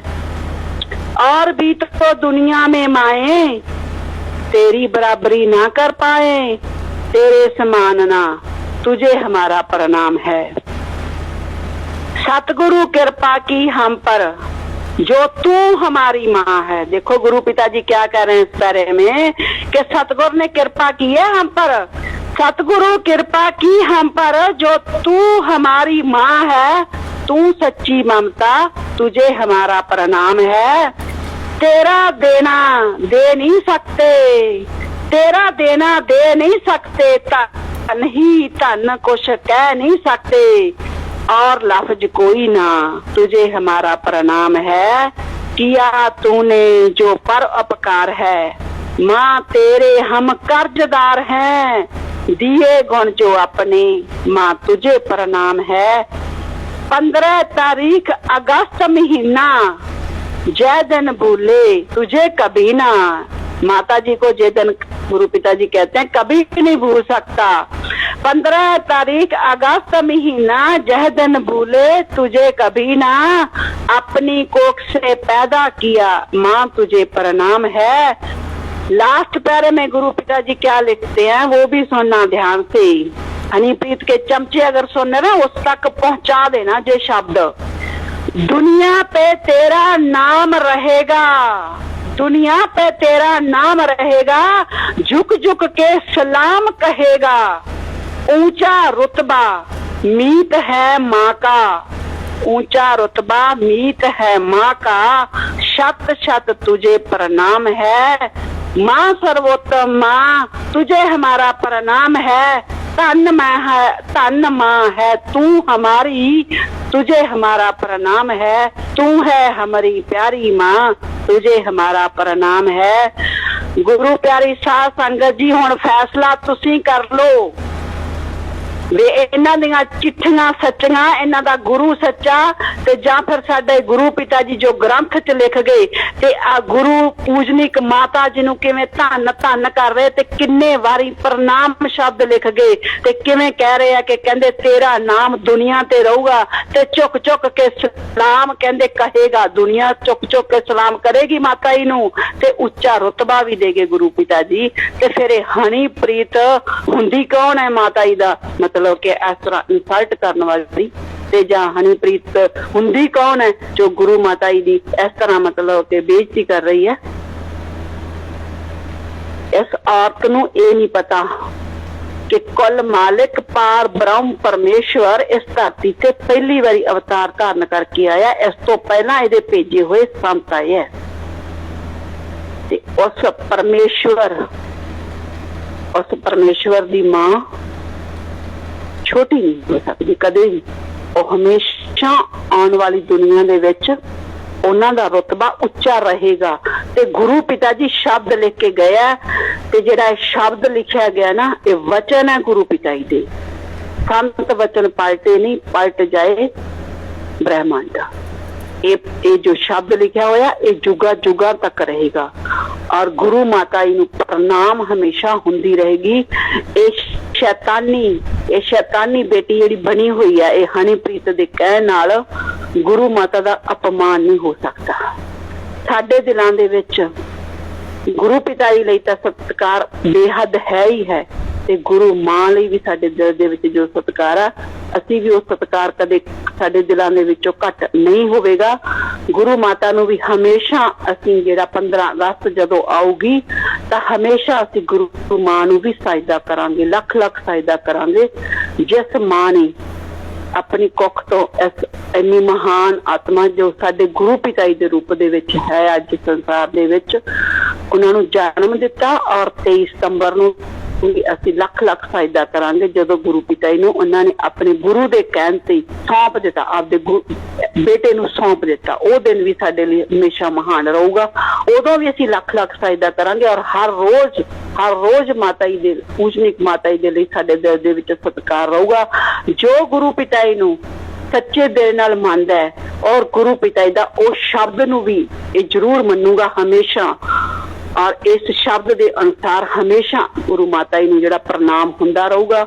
ਗੁਰੂ ਪਿਆਰੀ ਸਾਧ ਸੰਗਤ ਜੀ, ਆਉਣ ਵਾਲਾ ਸਮਾਂ ਇੰਨਾ ਕੁ ਭਿਆਨਕ ਆ ਰਿਹਾ, ਇੰਨਾ ਕੁ ਭਿਆਨਕ ਆ ਰਿਹਾ, ਇਹਦੇ ਨਤੀਜੇ ਕੀ ਨਿਕਲਣਗੇ ਇਹ ਮਾਲਕ ਜਾਣਦਾ ਹੈ। ਪਰ ਹੱਥ ਜੋੜ ਕੇ ਸਾਧ ਸੰਗਤ ਨੂੰ ਬੇਨਤੀ ਹੈ ਕਿ ਸਾਰੀ ਸਾਧ ਸੰਗਤ ਸਿਮਰਨ ਕਰਿਆ ਕਰੋ, ਜ਼ਿਆਦਾ ਤੋਂ ਜ਼ਿਆਦਾ ਸਿਮਰਨ ਕਰਿਆ ਕਰੋ, ਕਿਉਂਕਿ ਜਿਸ ਹਿਸਾਬ ਨਾਲ ਸਮਾਂ ਚੱਲ ਰਿਹਾ ਹੈ, ਬਾਪੂ ਜੀ ਦੀ ਜਦੋਂ ਮਤਲਬ ਨਾਮ ਚਰਚਾ ਸੀ ਗੁਰੂਸਰ ਮੋੜੀਆ ਦੇ ਵਿੱਚ, ਉੱਥੇ ਗੁਰੂ ਪਿਤਾ ਜੀ ਨੇ ਬਹੁਤ ਸਾਰੇ ਅਲੱਗ ਤਰ੍ਹਾਂ ਦੇ ਵਚਨ ਕੀਤੇ ਸੀ। ਉਹ ਮੈਨੂੰ ਅੱਜ ਵੀ ਯਾਦ ਹੈ। ਪਤਾ ਨਹੀਂ ਉਸ ਨਾਮ ਚਰਚਾ ਦੀ ਕੋਈ ਵੀਡੀਓ ਆਡੀਓ ਹੈ ਜਾਂ ਨਹੀਂ, ਪਰ ਉੱਥੇ ਕੀਤੇ ਹੋਏ ਵਚਨ ਮੈਨੂੰ ਅੱਜ ਵੀ ਯਾਦ ਹੈ। ਗੁਰੂ ਪਿਤਾ ਜੀ ਨੇ ਉੱਥੇ ਕਲੀਅਰ ਕੱਟ ਇੱਕ ਤਾਂ ਇਹ ਵਚਨ ਕੀਤੇ ਸੀ ਕਿ ਘੋਰ ਕਲਯੁਗ ਦੇ ਵਿੱਚ ਸਤਯੁਗ ਦੀ ਸ਼ੁਰੂਆਤ ਹੋ ਚੁੱਕੀ ਹੈ। ਘੋਰ ਕਲਯੁਗ ਦੇ ਵਿੱਚ ਸਤਯੁਗ ਦੀ ਸ਼ੁਰੂਆਤ ਹੋ ਚੁੱਕੀ ਹੈ, ਮਤਲਬ ਕਿ ਸਤਯੁਗ ਜਿਹੜਾ ਹੈ ਆਉਣਾ, ਉਹਦੀ ਸ਼ੁਰੂਆਤ ਕਿਵੇਂ ਹੋ ਚੁੱਕੀ ਹੈ। ਮੇਰੇ ਪਿਤਾ ਜੀ ਨੇ ਦੱਸਿਆ, ਕਹਿੰਦੇ ਭਾਈ ਪਹਿਲਾਂ ਜਦੋਂ ਸਮਾਂ ਹੁੰਦਾ ਸੀ, ਜਿੰਨੇ ਵੀ ਯੁੱਗ ਹੋਏ ਆ ਇਦੋਂ ਪਹਿਲਾਂ, ਕਹਿੰਦੇ ਉਹਦੇ ਵਿੱਚ ਇੱਕ ਉਮਰ ਹੁੰਦੀ ਸੀ ਆਮ ਤੌਰ ਤੇ 60 ਸਾਲ ਤੋਂ ਉੱਪਰ, 50 ਤੋਂ 60 ਸਾਲ ਤੋਂ ਉੱਪਰ। ਉਸ ਤੋਂ ਬਾਅਦ ਲੋਕ ਜਿਹੜੇ ਭਜਨ ਸਿਮਰਨ ਕਰਦੇ ਸੀ। ਪਰ ਕਹਿੰਦੇ ਹੁਣ ਜੋ ਸਮਾਂ ਚੱਲ ਰਿਹਾ ਕਲਯੁਗ, ਘੋਰ ਕਲਯੁਗ, ਤਾਂ ਛੋਟੇ ਛੋਟੇ ਬੱਚੇ ਵੀ ਬਚਪਨ ਦੇ ਵਿੱਚ ਜੋ ਬੱਚੇ, ਛੋਟੇ ਛੋਟੇ ਬੱਚੇ ਸਿਰਫ ਨਾਮ ਸਿਮਰਨ ਨਹੀਂ ਕਰ ਰਹੇ, ਵੀ ਨਾਮ ਲੈ ਕੇ ਨਾਮ ਦਾ ਸਿਮਰਨ ਨਹੀਂ ਕਰ ਰਹੇ, ਉਹ ਸੇਵਾ ਵੀ ਕਰ ਰਹੇ ਹੈ। ਤਾਂ ਗੁਰੂ ਪਿਤਾ ਨੇ ਕਿਹਾ ਕਿ ਘੋਰ ਕਲਯੁਗ ਦੇ ਵਿੱਚ ਸਤਯੁਗ ਦੀ ਸ਼ੁਰੂਆਤ ਹੋ ਚੁੱਕੀ ਹੈ। ਦੂਸਰਾ ਗੁਰੂ ਪਿਤਾ ਨੇ ਕਿਹਾ ਸੀ ਕਿ ਜਦੋਂ ਕਲਯੁਗ ਖਤਮ ਹੋਊਗਾ ਉਹ ਇਕੱਲਾ ਖਤਮ ਨਹੀਂ ਹੋਊਗਾ। ਇੱਥੇ ਗੁਰੂ ਪਿਤਾ ਜੀ ਨੇ ਚੱਕੀ ਦੀ ਉਦਾਹਰਨ ਦਿੱਤੀ ਸੀ, ਜਿਵੇਂ ਮਾਤਾ ਭੈਣਾਂ ਜਦੋਂ ਆਟਾ ਪੀਸਦੀਆਂ ਚੱਕੀ ਦੇ ਵਿੱਚ, ਤਾਂ ਜਦੋਂ ਕਣਕ ਪਾਉਂਦੀਆਂ ਤੇ ਜਿਹੜੇ ਦਾਣੇ ਧੁਰੇ ਨਾਲ ਲੱਗੇ ਰਹਿ ਜਾਂਦੇ ਆ, ਕਿੱਲੀ ਨਾਲ ਲੱਗੇ ਰਹਿ ਜਾਂਦੇ ਆ, ਸਿਰਫ ਜਿਹੜੇ ਉਹ ਦਾਣੇ ਬਚਣਗੇ ਤੇ ਬਾਕੀਆਂ ਨੂੰ, ਜਿਹੜੇ ਦਾਣੇ ਸਾਈਡਾਂ ਤੇ ਹੋ ਜਾਂਦੇ ਆ, ਬਾਕੀਆਂ ਨੂੰ ਜਿਹੜਾ ਕਲਯੁਗ ਹੈ ਉਹ 2 ਪੁੜਾਂ ਦੇ ਵਿੱਚ ਪੀਸ ਕੇ ਆਟਾ ਕਰ ਦੂਗਾ। ਉੱਥੇ ਗੁਰੂ ਪਿਤਾ ਨੇ ਕਿਹਾ ਸੀ ਜੋ ਕੋਈ ਵੀ ਕਿਸੇ ਵੀ ਰੂਪ ਦੇ ਵਿੱਚ ਭਗਵਾਨ ਨੂੰ ਮੰਨਦਾ ਹੈ, ਭਗਵਾਨ ਨੂੰ ਸੱਚੇ ਦਿਲੋਂ ਕਿਸੇ ਵੀ ਰੂਪ ਦੇ ਵਿੱਚ ਮੰਨ ਰਿਹਾ, ਚਾਹੇ ਉਹ ਕਈ ਵਾਰੀ ਆਪਾਂ ਨੂੰ ਆਇਆ ਹੁੰਦਾ ਕਿਸੇ ਦੇਵੀ ਦੇਵਤੇ ਦੀ ਭਗਤੀ ਕਰਦਾ ਜਾਂ ਉਹ ਕਿਸੇ ਹੋਰ ਚੀਜ਼ ਦੀ ਭਗਤੀ ਕਰਦਾ, ਪੌਂਸਲਾ ਦੇ ਕਾਲ ਦੀ ਭਗਤੀ ਹੈ, ਪਿਤਾ ਹੀ ਕਹਿੰਦੇ, ਪਰ ਉਹ ਆਪਦੇ ਵੱਲੋਂ ਭਗਵਾਨ ਦੀ ਭਗਤੀ ਕਰ ਰਿਹਾ, ਭਗਵਾਨ ਦੀ ਭਗਤੀ ਮੰਨ ਕੇ ਭਗਤੀ ਕਰ ਰਿਹਾ, ਤਾਂ ਜੋ ਸਤਿਗੁਰ ਹੈ ਉਹ ਕਾਲ ਦੀ ਭਗਤੀ ਨੂੰ ਵੀ ਦਿਆਲ ਦੀ ਭਗਤੀ ਦੇ ਵਿੱਚ ਬਦਲ ਦਿੰਦਾ ਹੈ। ਕਿਸੇ ਵੀ ਰੂਪ ਦੇ ਵਿੱਚ ਜੋ ਕੋਈ ਭਗਵਾਨ ਨੂੰ ਸੱਚੇ ਦਿਲ ਨਾਲ ਮੰਨਦਾ, ਸਿਰਫ ਉਹ ਲੋਕ ਬਚਣਗੇ, ਬਾਕੀਆਂ ਨੂੰ ਕਲਯੁਗ ਜਦੋਂ ਖਤਮ ਹੋਊ 2 ਪੁੜਾਂ 'ਚ ਪੀਸ ਕੇ ਆਟਾ ਕਰ ਦੂਗਾ। ਸਤਯੁਗ ਦੇ ਵਿੱਚ ਉਹੀ ਰੂਹਾਂ ਪ੍ਰਵੇਸ਼ ਕਰਨਗੀਆਂ ਜੋ ਕਿਸੇ ਨਾ ਕਿਸੇ ਰੂਪ ਨੂੰ ਸੱਚੇ ਦਿਲ ਨਾਲ ਭਗਵਾਨ ਨੂੰ ਮੰਨ ਰਹੀਆਂ। ਤਾਂ ਗੁਰੂ ਪਿਆਰੀ ਸਾਧ ਸੰਗਤ ਜੀ, ਹੁਣ ਜਿਹੜਾ ਇਹ ਕਲਯੁਗ ਖਾਤਮੇ ਵੱਲ ਵੱਧ ਰਿਹਾ, ਕਲਯੁਗ ਇੱਥੋਂ ਤੱਕ ਖਾਤਮੇ ਵੱਲ ਵੱਧ ਰਿਹਾ, ਆਪਾਂ ਦੇਖ ਹੀ ਰਹੇ ਵੀ ਹੁਣ ਕਿਵੇਂ ਅਖੀਰ ਹੋਈ ਪਈ ਹੈ। ਇੱਕ ਪਾਸੇ ਤਾਂ ਪਹਿਲਾਂ ਸੰਤ ਤੇ ਝੂਠੇ ਦੋਸ਼ ਲਾਏ, ਉਹਨਾਂ ਨੂੰ ਜੇਲ੍ਹ ਭੇਜਿਆ। ਦੂਸਰਾ ਉਦੋਂ ਵੱਡਾ ਗੁਨਾਹ ਕੀ ਕਰਤਾ, 5 ਸਾਲ ਰਾਮ ਨਾਮ ਰੋਕ ਕੇ ਮਹਾਪਾਪ ਕੀਤਾ। 5 ਸਾਲ ਰਾਮ ਨਾਮ ਰੋਕ ਕੇ ਮਹਾਪਾਪ ਤਾਂ ਕੀਤਾ, ਉਲਟਾ ਉਸ ਸੱਚੇ ਗੁਰੂ ਨੂੰ ਕਿਤੇ ਬੰਦ ਕਰ ਦਿੱਤਾ ਗਿਆ ਔਰ ਉਹਦੀ ਜਗ੍ਹਾ ਤੇ ਇੱਕ ਝੂਠਾ ਇਨਸਾਨ ਲਿਆ ਕੇ ਖੜਾ ਕਰ ਦਿੱਤਾ ਗਿਆ। ਔਰ ਇੰਨੀ ਸੰਗਤ ਨੂੰ ਪਾਪਾਂ ਦਾ, ਨਰਕਾਂ ਦਾ ਭਾਗੀ ਬਣਾ ਦਿੱਤਾ ਗਿਆ। ਕਿਉਂਕਿ ਗੁਰੂ ਪਿਤਾ ਜੀ ਨੇ ਇੱਕ ਵਾਰੀ ਬਚਨ ਕੀਤੇ ਸੀ, ਕਹਿੰਦੇ ਬੇਟਾ ਅਗਰ ਆਪਣੇ ਗੁਰੂ ਨੂੰ ਗੁਰੂ ਮੰਨੋਗੇ ਤਾਂ ਹੀ ਖੁਸ਼ੀਆਂ, ਜੇ ਆਪਣੇ ਗੁਰੂ ਨੂੰ ਗੁਰੂ ਮੰਨੋਗੇ ਤਾਂ ਹੀ ਖੁਸ਼ੀਆਂ। ਜੇ ਕਹਿੰਦੇ ਭੁੱਲ ਕੇ ਵੀ ਕਦੇ ਕਿਸੇ ਆਦਮੀ ਨੂੰ ਗੁਰੂ ਮੰਨ ਲਿਆ ਤਾਂ ਤੁਸੀਂ ਆਦਮੀ ਵੀ ਨਹੀਂ ਰਹਿ ਜਾਓਗੇ। ਇਹ ਵਚਨ ਮੈਂ ਆਪ ਸੁਣਿਆ ਗੁਰੂ ਪਿਤਾ ਜੀ ਤੋਂ। ਤਾਂ ਹੁਣ ਜਿਹੜੀ ਸੰਗਤ ਨੇ ਭੁੱਲ ਕੇ ਨਹੀਂ ਹੈ। ਪਿਤਾ ਜੀ ਨੇ ਕਿਹਾ ਸੀ ਭੁੱਲ ਕੇ ਵੀ ਕਦੇ ਕਿਸੇ ਆਦਮੀ ਨੂੰ ਗੁਰੂ ਮੰਨ ਲਿਆ ਤਾਂ ਆਦਮੀ ਵੀ ਨਹੀਂ ਰਹਿ ਜਾਓਗੇ। ਇਹਦਾ ਮਤਲਬ ਜਦੋਂ ਬੰਦਾ ਆਦਮੀ ਨਹੀਂ ਰਹਿੰਦਾ ਤਾਂ ਸਿਰਫ ਪਸ਼ੂ ਬਣ ਜਾਂਦਾ, ਜਾਂ ਹੋ ਸਕਦਾ ਵੀ ਆਦਮੀ ਤੋਂ ਜਦੋਂ ਨਾ ਰਿਹਾ ਤਾਂ ਉਹ ਹੋਰ ਕੀ ਕੁਛ ਬਣੂ, ਰਾਖਸ਼ ਵੀ ਬਣ ਸਕਦਾ, ਪਤਾ ਨਹੀਂ ਉਹ ਕੀ ਬਣੂਗਾ। ਪਰ ਗੁਰੂ ਪਿਤਾ ਜੀ ਦੇ ਵਚਨ ਸੀ ਵੀ ਆਦਮੀ ਵੀ ਨਹੀਂ ਰਹੋਗੇ। ਤਾਂ ਗੁਰੂ ਪਿਆਰੀ ਸਾਧ ਸੰਗਤ ਜੀ, ਹੁਣ ਸੰਗਤ ਨੇ ਭੁੱਲ ਕੇ ਉਸ ਆਦਮੀ ਨੂੰ ਗੁਰੂ ਨਹੀਂ ਮੰਨਿਆ, ਜਾਣ ਬੁੱਝ ਕੇ ਮੰਨਿਆ। ਆਪਣੀ ਟੀਮ ਲਗਾਤਾਰ ਬੋਲਦੀ ਰਹੀ ਵੀ ਇਹ ਸਾਡੇ ਗੁਰੂ ਪਿਤਾ ਜੀ ਨਹੀਂ, ਸਾਡੇ ਗੁਰੂ ਪਿਤਾ ਜੀ ਨਹੀਂ, ਪਰ ਫਿਰ ਵੀ ਸੰਗਤ ਨੇ ਉਸ ਬੰਦੇ ਨੂੰ ਗੁਰੂ ਮੰਨਿਆ। ਤਾਂ ਆਉਣ ਵਾਲੇ ਸਮੇਂ ਦੇ ਵਿੱਚ ਜਿਹਨੇ ਵੀ ਉਹਨੂੰ ਗੁਰੂ ਮੰਨ ਲਿਆ, ਪਿਤਾ ਜੀ ਦੇ ਤਾਂ ਇਹ ਜੇ ਭੁੱਲ ਕੇ ਵੀ, ਇਹ ਤਾਂ ਜਾਣ ਬੁੱਝ ਕੇ ਮੰਨਿਆ। ਉਹਦੇ ਅੱਗੇ ਤਾਂ ਭੰਗੜੇ ਪਾਏ ਗਏ, ਉਹਦੇ ਅੱਗੇ ਤਾਂ ਜਾਗੋ ਕੱਢੀਆਂ ਗਈਆਂ, ਬੜੀਆਂ ਖੁਸ਼ੀਆਂ ਮਨਾਈਆਂ ਗਈਆਂ। ਤਾਂ ਸਮਝ ਲਓ ਵੀ ਆਉਣ ਵਾਲੇ ਟਾਈਮ ਦੇ ਵਿੱਚ ਇਹ ਸੰਗਤ ਦਾ ਕੀ ਹਾਲ ਹੋਣਾ, ਕਿਉਂਕਿ ਇਹ ਧੁਰੇ ਤੋਂ ਦੂਰ ਹੋ ਚੁੱਕੀ ਸੰਗਤ ਹੈ। ਯਕੀਨ ਮੰਨੋ, ਇਹ ਧੁਰੇ ਤੋਂ ਦੂਰ ਹੋ ਚੁੱਕੀ ਸੰਗਤ ਹੈ, ਇਹ ਸਤਿਗੁਰ ਤੋਂ ਦੂਰ ਹੋ ਚੁੱਕੀ ਸੰਗਤ ਹੈ। ਕਲਯੁਗ ਨੇ ਜਦੋਂ ਦੋ ਪੁਰਾਂ ਦੇ ਵਿੱਚ ਆਟਾ ਬਣਾਉਣਾ ਤਾਂ ਪਿੱਛੇ ਇਹ ਦਾਣੇ ਵੀ ਜਾਣਗੇ ਜਿਹੜੇ ਦੂਰ ਹੋ ਗਏ ਸਤਿਗੁਰ ਤੋਂ। ਬਾਕੀ ਮਸਤਾਨਾ ਦੇ ਵਚਨ ਤਾਂ ਹੈ ਹੀ ਹੈ ਵੀ ਹਰ ਕੋਈ ਪੁਖਤਾ ਰਹੇ, मौज ਦੇ ਹੱਥੇ ਚੜੇ ਤੇ ਨਹੀਂ ਤਾਂ ਫਿਰ ਨਰਕੋਂ ਤੋਂ ਜਾਏंगे। ਤੇ ਗੁਰੂ ਪਿਤਾ ਜੀ ਵੀ ਅਕਸਰ ਬਚਨ ਕਰਦੇ ਹੀ ਹੁੰਦੇ ਸੀ ਵੀ ਅੰਨਾ ਗੁਰੂ ਅੰਨਾ ਚੇਲਾ ਤੇ ਨਰਕੋਂ ਮੇ ਧੱਕਮ ਧਕੇਲਾ। ਗੁਰੂ ਪਿਆਰੀ ਸਾਧ ਸੰਗਤ ਜੀ, ਇਹਨਾਂ ਨੇ ਤਾਂ ਸਾਰਿਆਂ ਨੇ ਨਰਕਾਂ ਦੇ ਦਵਾਰ ਖੋਲਤੇ ਹੈ। ਔਰ ਇਸ ਤੋਂ ਵੀ ਅੱਗੇ ਗੁਰੂ ਪਿਤਾ ਜੀ ਨੇ ਇੱਕ ਹੋਰ ਵਚਨ ਕਰੇ ਸੀ, ਇਹ ਵੀ ਮੈਨੂੰ ਚੰਗੀ ਤਰ੍ਹਾਂ ਯਾਦ ਆ। ਗੁਰੂ ਪਿਤਾ ਜੀ ਦੇ ਵਚਨ ਕਿਸੇ ਨੇ ਪੁੱਛਿਆ ਸੀ ਜਦੋਂ ਮਤਲਬ ਕਿ ਏਡਸ ਬਿਮਾਰੀ ਸੀ, ਸ਼ਾਇਦ ਇੱਕ ਸੀ ਕਾਲਾ ਪੀਲੀਆ ਸੀ, ਉਹਦੇ ਬਾਰੇ ਕੁਝ ਵਿਚਾਰ ਚਰਚਾ ਚੱਲ ਰਹੀ ਸੀ। ਤਾਂ ਉਦੋਂ ਸ਼ਾਇਦ ਪਤਾ ਨਹੀਂ ਪੱਤਰਕਾਰ ਨੇ ਕੋਈ ਪਰਚੀ ਦਿੱਤੀ ਸੀ ਜਾਂ ਵੈਸੇ ਹੀ ਗੱਲ ਚੱਲੀ ਸੀ, ਇੰਨਾ ਤਾਂ ਮੈਨੂੰ ਪਤਾ ਨਹੀਂ। ਪਰ ਗੁਰੂ ਪਿਤਾ ਜੀ ਨੇ ਵਚਨ ਕੀਤੇ ਸੀ ਉਦੋਂ, ਕਹਿੰਦੇ ਭਾਈ ਵੀ ਜੇ ਬੁਰਾਈਆਂ ਨਾ ਹਟੀਆਂ, ਜੇ ਦੁਨੀਆ ਜਿੱਤੇ ਜਿਵੇਂ ਬੁਰਾਈ ਵੱਧ ਰਹੀ ਹੈ, ਵੀ ਜੇ ਬੁਰਾਈਆਂ ਨਾ ਟਲੀਆਂ ਜਾਂ ਬੁਰਾਈਆਂ ਨਾ ਹਟੀਆਂ ਤਾਂ 2025 ਤੱਕ ਨਵੀਆਂ ਬਿਮਾਰੀਆਂ ਆਉਣਗੀਆਂ। 2025 ਤੱਕ ਪਿਤਾ ਜੀ ਨੇ ਉਦੋਂ ਵਚਨ ਕੀਤੇ ਸੀ ਵੀ ਨਵੀਆਂ ਜਿਹੜੀਆਂ ਬਿਮਾਰੀਆਂ ਆਉਣਗੀਆਂ। ਤੇ ਇਸੇ ਕਰਕੇ ਗੁਰੂ ਪਿਆਰੀ ਸਾਧ ਸੰਗਤ ਜੀ, ਆਪਾਂ ਦੇਖਦੇ ਹੀ ਹਾਂ ਵੀ ਅੱਜ ਨਵੀਆਂ ਹਰ ਰੋਜ਼ ਕਦੇ ਪਸ਼ੂਆਂ ਦੀ ਬਿਮਾਰੀ ਆ ਜਾਂਦੀ, ਕਦੇ ਇਨਸਾਨਾਂ ਦੀ ਬਿਮਾਰੀ ਆ ਜਾਂਦੀ ਹੈ। ਤਾਂ ਸਾਨੂੰ ਗੁਰੂ ਪਿਤਾ ਜੀ ਨੇ ਦਾ ਬਹੁਤ ਵੱਡਾ ਹੱਲ ਦੱਸਿਆ ਹੋਇਆ, ਨਾਮ ਦਾ ਸਿਮਰਨ, ਸਭ ਰੋਗਾਂ ਦੀ ਨਾਮ ਦਵਾਈ ਭਾਗੋ ਵਾਲੋ ਨੇ ਹੈ ਖਾਈ। ਗੁਰੂ ਪਿਤਾ ਜੀ ਦੇ ਵਚਨ ਹੈ, ਨਾਮ ਹੀ ਦਵਾਈ ਹੈ ਸਭ ਰੋਗਾਂ ਦੀ। ਤਾਂ ਸਾਨੂੰ ਜਿਹੜੀ ਇਹ ਨਾਮ ਦੀ ਦਵਾਈ ਹੀ ਖਾਣੀ ਪਊਗੀ। ਹੁਣ ਆਉਣ ਵਾਲੇ ਸਮੇਂ ਦੇ ਵਿੱਚ ਕੋਈ ਪਤਾ ਨਹੀਂ ਕਿਹੋ ਜਿਹੀਆਂ ਕਿਵੇਂ ਭਿਆਨਕ ਬਿਮਾਰੀਆਂ ਆਉਣੀਆਂ, ਕਿਹੋ ਜਿਹਾ ਸਮਾਂ ਆਉਣਾ ਜਦੋਂ ਗੁਰੂ ਦੀ ਜਗ੍ਹਾ ਤੇ ਹੀ ਕੋਈ ਹੋਰ ਗੁਰੂ ਆ ਕੇ ਬਿਠਾ ਦਿੱਤਾ ਜਾਵੇ ਤੇ ਗੁਰੂ ਮਾਤਾ ਦਾ ਵੀ ਇੰਨਾ ਅਪਮਾਨ ਹੋਣ ਲੱਗ ਜਾਵੇ, ਤਾਂ ਉੱਥੇ ਆਪਾਂ ਉਮੀਦ ਨਹੀਂ ਕਰ ਸਕਦੇ ਫਿਰ ਵੀ ਉਸ ਜਗ੍ਹਾ ਤੇ ਕੁਝ ਚੰਗਾ ਹੋ ਸਕਦਾ ਹੈ। ਇਸੇ ਕਰਕੇ ਜਿੰਨੀ ਵੀ ਸੰਗਤ ਆਪਣੀ ਟੀਮ ਨਾਲ ਜੁੜੀ ਹੋਈ ਹੈ, ਕੋਸ਼ਿਸ਼ ਕਰਿਆ ਕਰੋ ਗੁਰੂ ਪਿਤਾ ਜੀ ਦੇ ਹੁਕਮ ਦੇ ਨਾਲ, ਜਿਵੇਂ ਵੀ ਉਹਨਾਂ ਦਾ ਹੁਕਮ ਹੈ ਸਿਮਰਨ ਕਰਨ ਦਾ, ਅੱਧਾ ਘੰਟਾ ਜ਼ਰੂਰ ਸਿਮਰਨ ਕਰਿਆ ਕਰੋ। ਔਰ ਚੱਲਦੇ ਫਿਰਦੇ ਬੈਠ ਤੇ ਬਾਕੀ ਗੱਲਾਂ ਛੱਡ ਦਿਓ। ਹੁਣ ਬਹੁਤ ਦੁਨੀਆਦਾਰੀ ਜਾਂ ਜ਼ਿਆਦਾ ਮੋਬਾਈਲ ਦੇਖਣੇ ਜਾਂ ਜ਼ਿਆਦਾ ਮਤਲਬ ਕਿ ਇਹ ਊਟ ਪਟਾਂਗ ਗੱਲਾਂ, ਇਹ ਹੱਥ ਜੋੜ ਕੇ ਬੇਨਤੀ ਛੱਡ ਦਿਓ। ਸੱਚਮੁੱਚ ਆਉਣ ਵਾਲਾ ਭਿਆਨਕ ਸਮਾਂ ਬਹੁਤ ਜਿਹੜਾ ਹੈਗਾ ਆ ਰਿਹਾ, ਇੰਨਾ ਕੁ ਭਿਆਨਕ ਸਮਾਂ ਆ ਰਿਹਾ ਵੀ ਪਤਾ ਨਹੀਂ ਮਤਲਬ ਕਿਹੜੇ ਪਲ ਤੇ ਕੀ ਹੋ ਜਾਣਾ। ਇਸੇ ਕਰਕੇ ਸਾਨੂੰ ਸਾਰਿਆਂ ਨੂੰ ਸਿਮਰਨ ਕਰਨ ਦੀ ਜ਼ਰੂਰਤ ਹੈ। ਬਾਕੀ ਰਹੀ ਗੱਲ, ਪਿਤਾ ਜੀ ਨੇ ਇੱਕ ਵਾਰੀ ਮੀਟਿੰਗ ਦੇ ਵਿੱਚ ਵੀ ਇਹ ਗੱਲ ਕਹੀ ਸੀ ਕਿ ਕਿਸੇ ਨੇ ਪਰਚੀ ਦਿੱਤੀ ਸੀ ਵੀ ਪਿਤਾ ਜੀ ਕਈ ਵਾਰ ਸਾਨੂੰ ਕੋਈ ਜ਼ਿੰਮੇਵਾਰ, ਬਲਾਕ ਦੇ ਜ਼ਿੰਮੇਵਾਰਾਂ ਦੀ ਗੱਲ ਚੱਲੀ ਸੀ ਉਦੋਂ, ਕਈ ਵਾਰ ਕੋਈ ਜ਼ਿੰਮੇਵਾਰ ਸਾਨੂੰ ਨਾ ਇਹੋ ਜਿਹੀ ਸੇਵਾ ਕਰਨ ਨੂੰ ਕਹਿ ਦਿੰਦਾ ਹੈ ਵੀ ਸਾਡਾ ਦਿਲ ਹੀ ਨਹੀਂ ਕਰਦਾ ਉਹ ਸੇਵਾ ਕਰਨ ਨੂੰ। ਤਾਂ ਉੱਥੇ ਗੁਰੂ ਪਿਤਾ ਜੀ ਨੇ ਵਚਨ ਕੀਤੇ ਸੀ, ਕਹਿੰਦੇ ਬੇਟਾ ਜਿੰਨੇ ਵੀ ਅਸੀਂ ਸੇਵਾਦਾਰ ਬਣਾਏ ਹੋਏ ਆ, ਇਹ ਜ਼ਿੰਮੇਵਾਰ ਬਣਾਏ ਹੋਏ ਆ, ਸਿਰਫ ਤੇ ਸਿਰਫ ਅਸੀਂ ਇਹ ਇਨਸਾਨੀਅਤ ਦੀ ਭਲਾਈ ਲਈ ਬਣਾਏ ਆ। ਜੇ ਤਾਂ ਇਹ ਤੁਹਾਨੂੰ ਕੋਈ ਇਨਸਾਨੀਅਤ ਦੀ ਭਲਾਈ ਵਾਸਤੇ ਕੰਮ ਕਰਨ ਨੂੰ ਕਹਿੰਦੇ ਆ ਤਾਂ ਤੁਸੀਂ ਕੰਮ ਕਰਿਆ ਕਰੋ। ਜੇ ਇਹ ਇਨਸਾਨੀਅਤ ਦੀ ਭਲਾਈ ਵਾਸਤੇ ਤੁਹਾਨੂੰ ਕੰਮ ਕਰਨ ਨੂੰ ਨਹੀਂ ਕਹਿੰਦੇ ਤਾਂ ਤੁਸੀਂ ਇਹਨਾਂ ਦੇ ਕਹਿਣ ਤੇ ਕੋਈ ਵੀ ਕੰਮ ਨਹੀਂ ਕਰਨਾ। ਇਹ ਵਚਨ ਆ ਗੁਰੂ ਪਿਤਾ ਜੀ ਦੇ। ਗੁਰੂ ਪਿਆਰੀ ਸਾਧ ਸੰਗਤ ਜੀ, ਹੱਥ ਜੋੜ ਕੇ ਬੇਨਤੀ ਹੈ, ਗੁਰੂ ਪਿਤਾ ਜੀ ਦੇ ਵਚਨਾਂ ਤੇ ਅਮਲ ਕਰਿਆ। ਕਲੀਅਰ ਕੱਟ ਵਚਨ ਹੈ ਵੀ ਜੇ ਸਿਰਫ ਤੁਹਾਨੂੰ ਇਨਸਾਨੀਅਤ ਦਾ ਕੰਮ ਕਰਨ ਵਾਸਤੇ, ਇਹ ਸੇਵਾ ਕਰਨ ਵਾਸਤੇ ਕਹਿਣ ਤਾਂ ਕਰੋ ਇਹਨਾਂ ਦੇ ਕਹਿਣ ਤੇ, ਨਹੀਂ ਤੁਸੀਂ ਇਹਨਾਂ ਦਾ ਕਹਿਣਾ ਨਹੀਂ ਪੜਨਾ। ਇਸ ਤੋਂ ਵੀ ਅੱਗੇ ਪਿਤਾ ਜੀ ਨੇ ਵਚਨ ਕਰੇ ਸੀ, ਬੇਟੇ ਤੁਸੀਂ ਇਹਨਾਂ ਨੂੰ ਸਮਝਾਉਣਾ ਹੈ, ਤੁਸੀਂ ਇਹਨਾਂ ਨੂੰ ਸਮਝਾਉਣਾ ਹੈ। ਜੋ ਗਲਤ ਕੰਮ ਕਰਨ ਵਾਸਤੇ ਤੁਹਾਨੂੰ ਜੇ ਕਹਿ ਰਹੇ ਆ, ਉਹਨੂੰ ਇੱਕ ਵਾਰੀ ਸਮਝਾਓ, 2 ਵਾਰੀ ਸਮਝਾਓ, 3 ਵਾਰੀ ਸਮਝਾਓ। ਜੇ ਉਹ ਜ਼ਿੰਮੇਵਾਰ ਸਮਝ ਜੇ ਤਾਂ ਠੀਕ ਹੈ, ਜੇ ਨਹੀਂ ਸਮਝ ਜੇ ਤਾਂ ਤੁਸੀਂ ਉਹ ਤੋਂ ਦੂਰੀ ਬਣਾ ਲਓ। ਤੁਸੀਂ ਉਹਦੇ ਕਹਿਣ ਤੇ ਕੋਈ ਵੀ ਗਲਤ ਕੰਮ ਨਹੀਂ ਕਰਨਾ।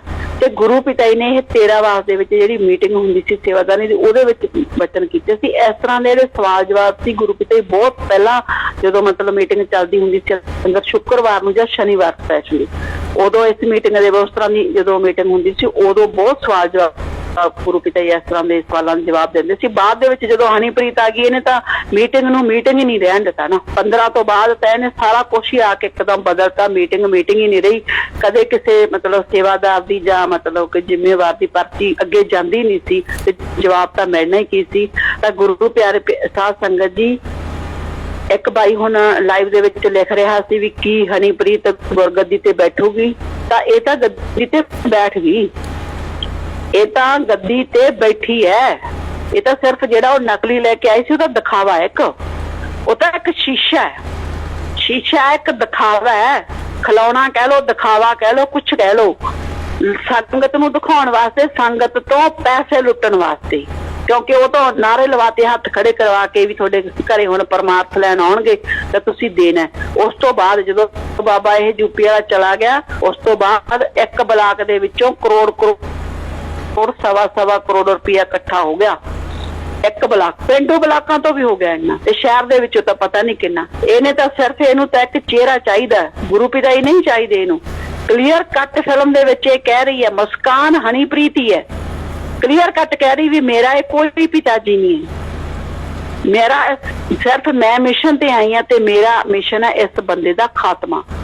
ਉਹਨੂੰ ਪਿਤਾ ਜੀ ਤੱਕ ਕੋਈ ਮਤਲਬ ਨਹੀਂ ਗੁਰੂ ਪਿਆਰੀ ਸਾਧ ਸੰਗਤ ਜੀ। ਉਹਨੂੰ ਸਿਰਫ ਪ੍ਰਾਪਰਟੀ ਤੱਕ ਮਤਲਬ ਹੈ, ਪੈਸੇ ਤੱਕ ਮਤਲਬ। ਉਹ ਆਪਦਾ ਕੰਮ ਕਰ ਰਹੀ ਹੈ।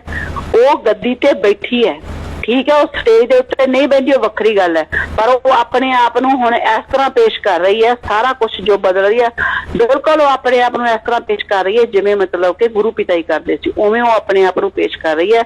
ਇਸ ਤਰ੍ਹਾਂ ਦੀਆਂ ਹੀ ਉਹ ਮਤਲਬ ਕਿ ਗੱਲਾਂ ਕਰ ਰਹੀ ਹੈ ਤੇ ਇਸ ਤਰ੍ਹਾਂ ਦੀਆਂ ਉਹ ਹਰਕਤਾਂ ਕਰ ਰਹੀ ਹੈ। ਪਰ ਸ਼ਾਇਦ ਉਹ ਇਹ ਭੁੱਲ ਗਈ ਕਿ ਸਤਿਗੁਰ ਹੀ ਹੁੰਦਾ ਤੇ ਬੰਦਾ ਬੰਦਾ ਹੀ ਹੁੰਦਾ। ਭਗਵਾਨ ਹੀ ਹੁੰਦਾ ਤੇ ਬੰਦਾ ਬੰਦਾ ਹੀ ਹੁੰਦਾ। ਉਹ ਕੁੱਲ ਮਾਲਕ ਹੈ। ਗੁਰੂ ਪਿਤਾ ਜੀ ਦੇ ਵਚਨ ਸ਼ਾਇਦ ਉਹਨੂੰ ਯਾਦ ਨਹੀਂ, ਮਰ ਗਏ ਗੱਦੀ ਤੇ ਆਉਣ ਜਾਣ ਵਾਲੇ। ਤੇ ਇਹਦੇ ਜੇ ਗੱਦੀ ਤੇ ਆਈ ਹੈ ਤੇ ਜਾਊਗੀ ਵੀ ਤੇ ਮਰੂਗੀ ਵੀ, ਸਾਰਾ ਕੁਝ ਹੋਊਗਾ। ਇਹ ਵਚਨ ਗੁਰੂ ਪਿਤਾ ਜੀ, ਕਿਸੇ ਨੇ ਕੁਛ ਨਹੀਂ ਕਰਨ ਦੀ ਲੋੜ ਪੈਣੀ। ਗੁਰੂ ਪਿਤਾ ਜੀ ਦਾ ਇੱਕ ਵਚਨ ਕੋਈ ਖਾਲੀ ਨਹੀਂ ਆਉਂਦਾ। ਇੱਕ ਵਚਨ ਗੁਰੂ ਪਿਤਾ ਜੀ ਦਾ ਪੂਰਾ ਹੋਣਾ। ਗੁਰੂ ਪਿਤਾ ਜੀ ਇਹਨਾਂ ਨੂੰ ਬਹੁਤ ਹੱਥ ਜੋੜਦੇ ਰਹੇ, ਭਾਈ ਬੁਰਾਈ ਨਾ ਕਰੋ, ਪਰ ਇਹ ਲੋਕ ਮੰਨੇ ਨਹੀਂ। ਇੱਕ ਦਿਨ ਗੁਰੂ ਪਿਤਾ ਜੀ ਨੇ ਅੱਕ ਕੇ ਵੀ ਵਚਨ ਕੀਤੇ, ਕਹਿੰਦੇ ਜੇ ਤੁਸੀਂ ਜਿਹੜੀ ਇਹ ਬੁਰਾਈ ਇੰਨੀ ਕਰੀ ਜਾਂਦੇ ਨਾ, ਜੇ ਨਹੀਂ ਟਲੋਗੇ ਬੁਰਾਈ ਕਰਨ ਤੋਂ, ਤੇ ਮਾਲਕ ਕਦੇ ਅਸੀਂ ਕਹਿੰਦੇ ਵੀ ਆਪਦੀ ਆਈ ਤੇ ਆਵੇ ਨਾ, ਤੇ ਜੇ ਮਾਲਕ ਆਪਦੀ ਆਈ ਤੇ ਆ ਗਿਆ ਤੇ ਨਾਸੀ ਧੂਆਂ ਲੈ ਜਾਊਗਾ। ਤੇ ਗੁਰੂ ਪਿਆਰੀ ਸਾਧ ਸੰਗਤ ਜੀ, ਹੁਣ ਐ ਲੱਗਦਾ ਵੀ ਇਹ ਟਲ ਨਹੀਂ ਰਹੇ, ਇਹ ਬੁਰਾਈ ਟਲ ਨਹੀਂ ਰਹੀ, ਬੁਰਾਈ ਅੱਗੇ ਜੇ ਕਿ ਵਧ ਹੀ ਰਹੀ ਹੈ। ਤਾਂ ਹੁਣ ਗੁਰੂ ਪਿਤਾ ਨੂੰ ਇਹ ਮਜਬੂਰ ਕਰਨਗੇ, ਸਤਿਗੁਰ ਨੂੰ ਮਜਬੂਰ ਕਰਨਗੇ, ਉਹ ਨਾਸੀ ਧੂਆਂ ਲੈ ਕੇ ਆਉਣਗੇ। ਗੁਰੂ ਪਿਤਾ ਜੀ ਦੇ ਵਚਨ ਟਲਨੇ ਨਹੀਂ ਹੈ। ਬੇਸ਼ੱਕ ਆਪਾਂ ਬਹੁਤ ਵਾਰ ਵਚਨ ਪਿਤਾ ਜੀ ਦੇ ਸੁਣੇ ਆ।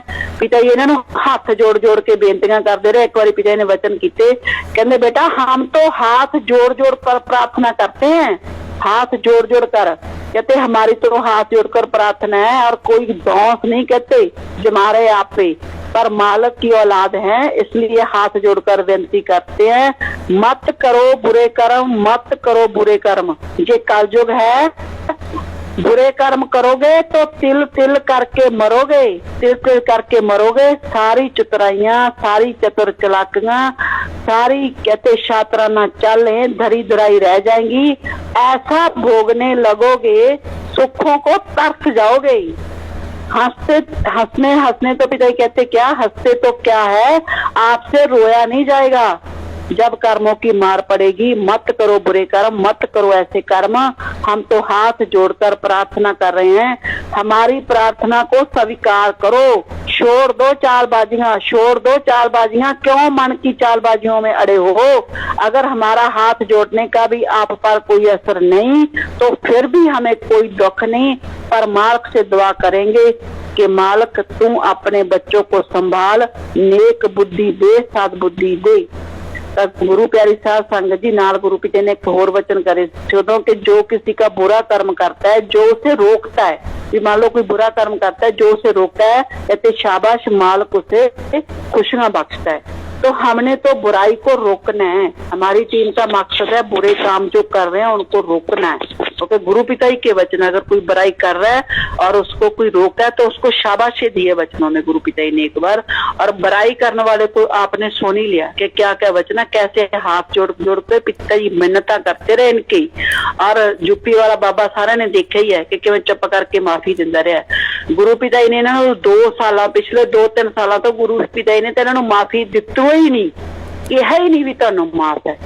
इसे करके गुरु प्यारी साध संगत जी हाथ जोड़ के बेनती है, एक तो सारी साध संगत जरूर सिमरन करया करो जिन्ना हो सकदा चलदे फिरदे। ते एक जिहड़ा होना असली सच तुहाडे सामने आ रहा है, ज्यादा तो ज्यादा साध संगत नूं अगे दी अगे दस्सिया भी करो भी किवें जिहड़ी आह चिट्ठी आ हुण किवें झूठी है, किवें जिहड़ियां ने पहलां लिखीआं होईआं चिट्ठियां अपने आप ही उह चिट्ठियां दी काट कर रही है।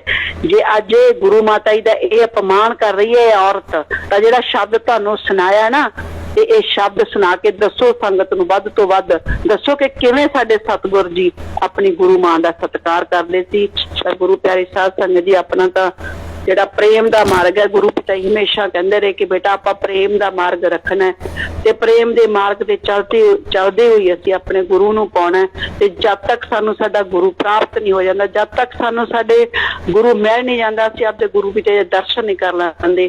ਤਾਂ ਜਿਹੜੀ ਫੇਥ ਵਰਸਜ ਵਾਲੀ ਦੀ ਟੀਮ ਹੈ ਉਹ ਹਮੇਸ਼ਾ ਇਸੇ ਦੀ ਤਰ੍ਹਾਂ ਗੁਰੂ ਪਿਤਾ ਜੀ ਦੇ ਹੱਕ ਦੇ ਵਿੱਚ ਬੁਲੰਦ ਆਵਾਜ਼ ਦੇ ਵਿੱਚ ਜਿਹੜੀ ਆਪਦੀ ਆਵਾਜ਼ ਹੈ ਉਹ ਦੁਨੀਆ ਤੱਕ ਪਹੁੰਚਾਉਂਦੀ ਰਹੂਗੀ। ਧੰਨ ਧੰਨ ਸਤਿਗੁਰੂ ਤੇਰਾ ਹੀ ਆਸਰਾ। सतगुरु तेरा ही आसरा।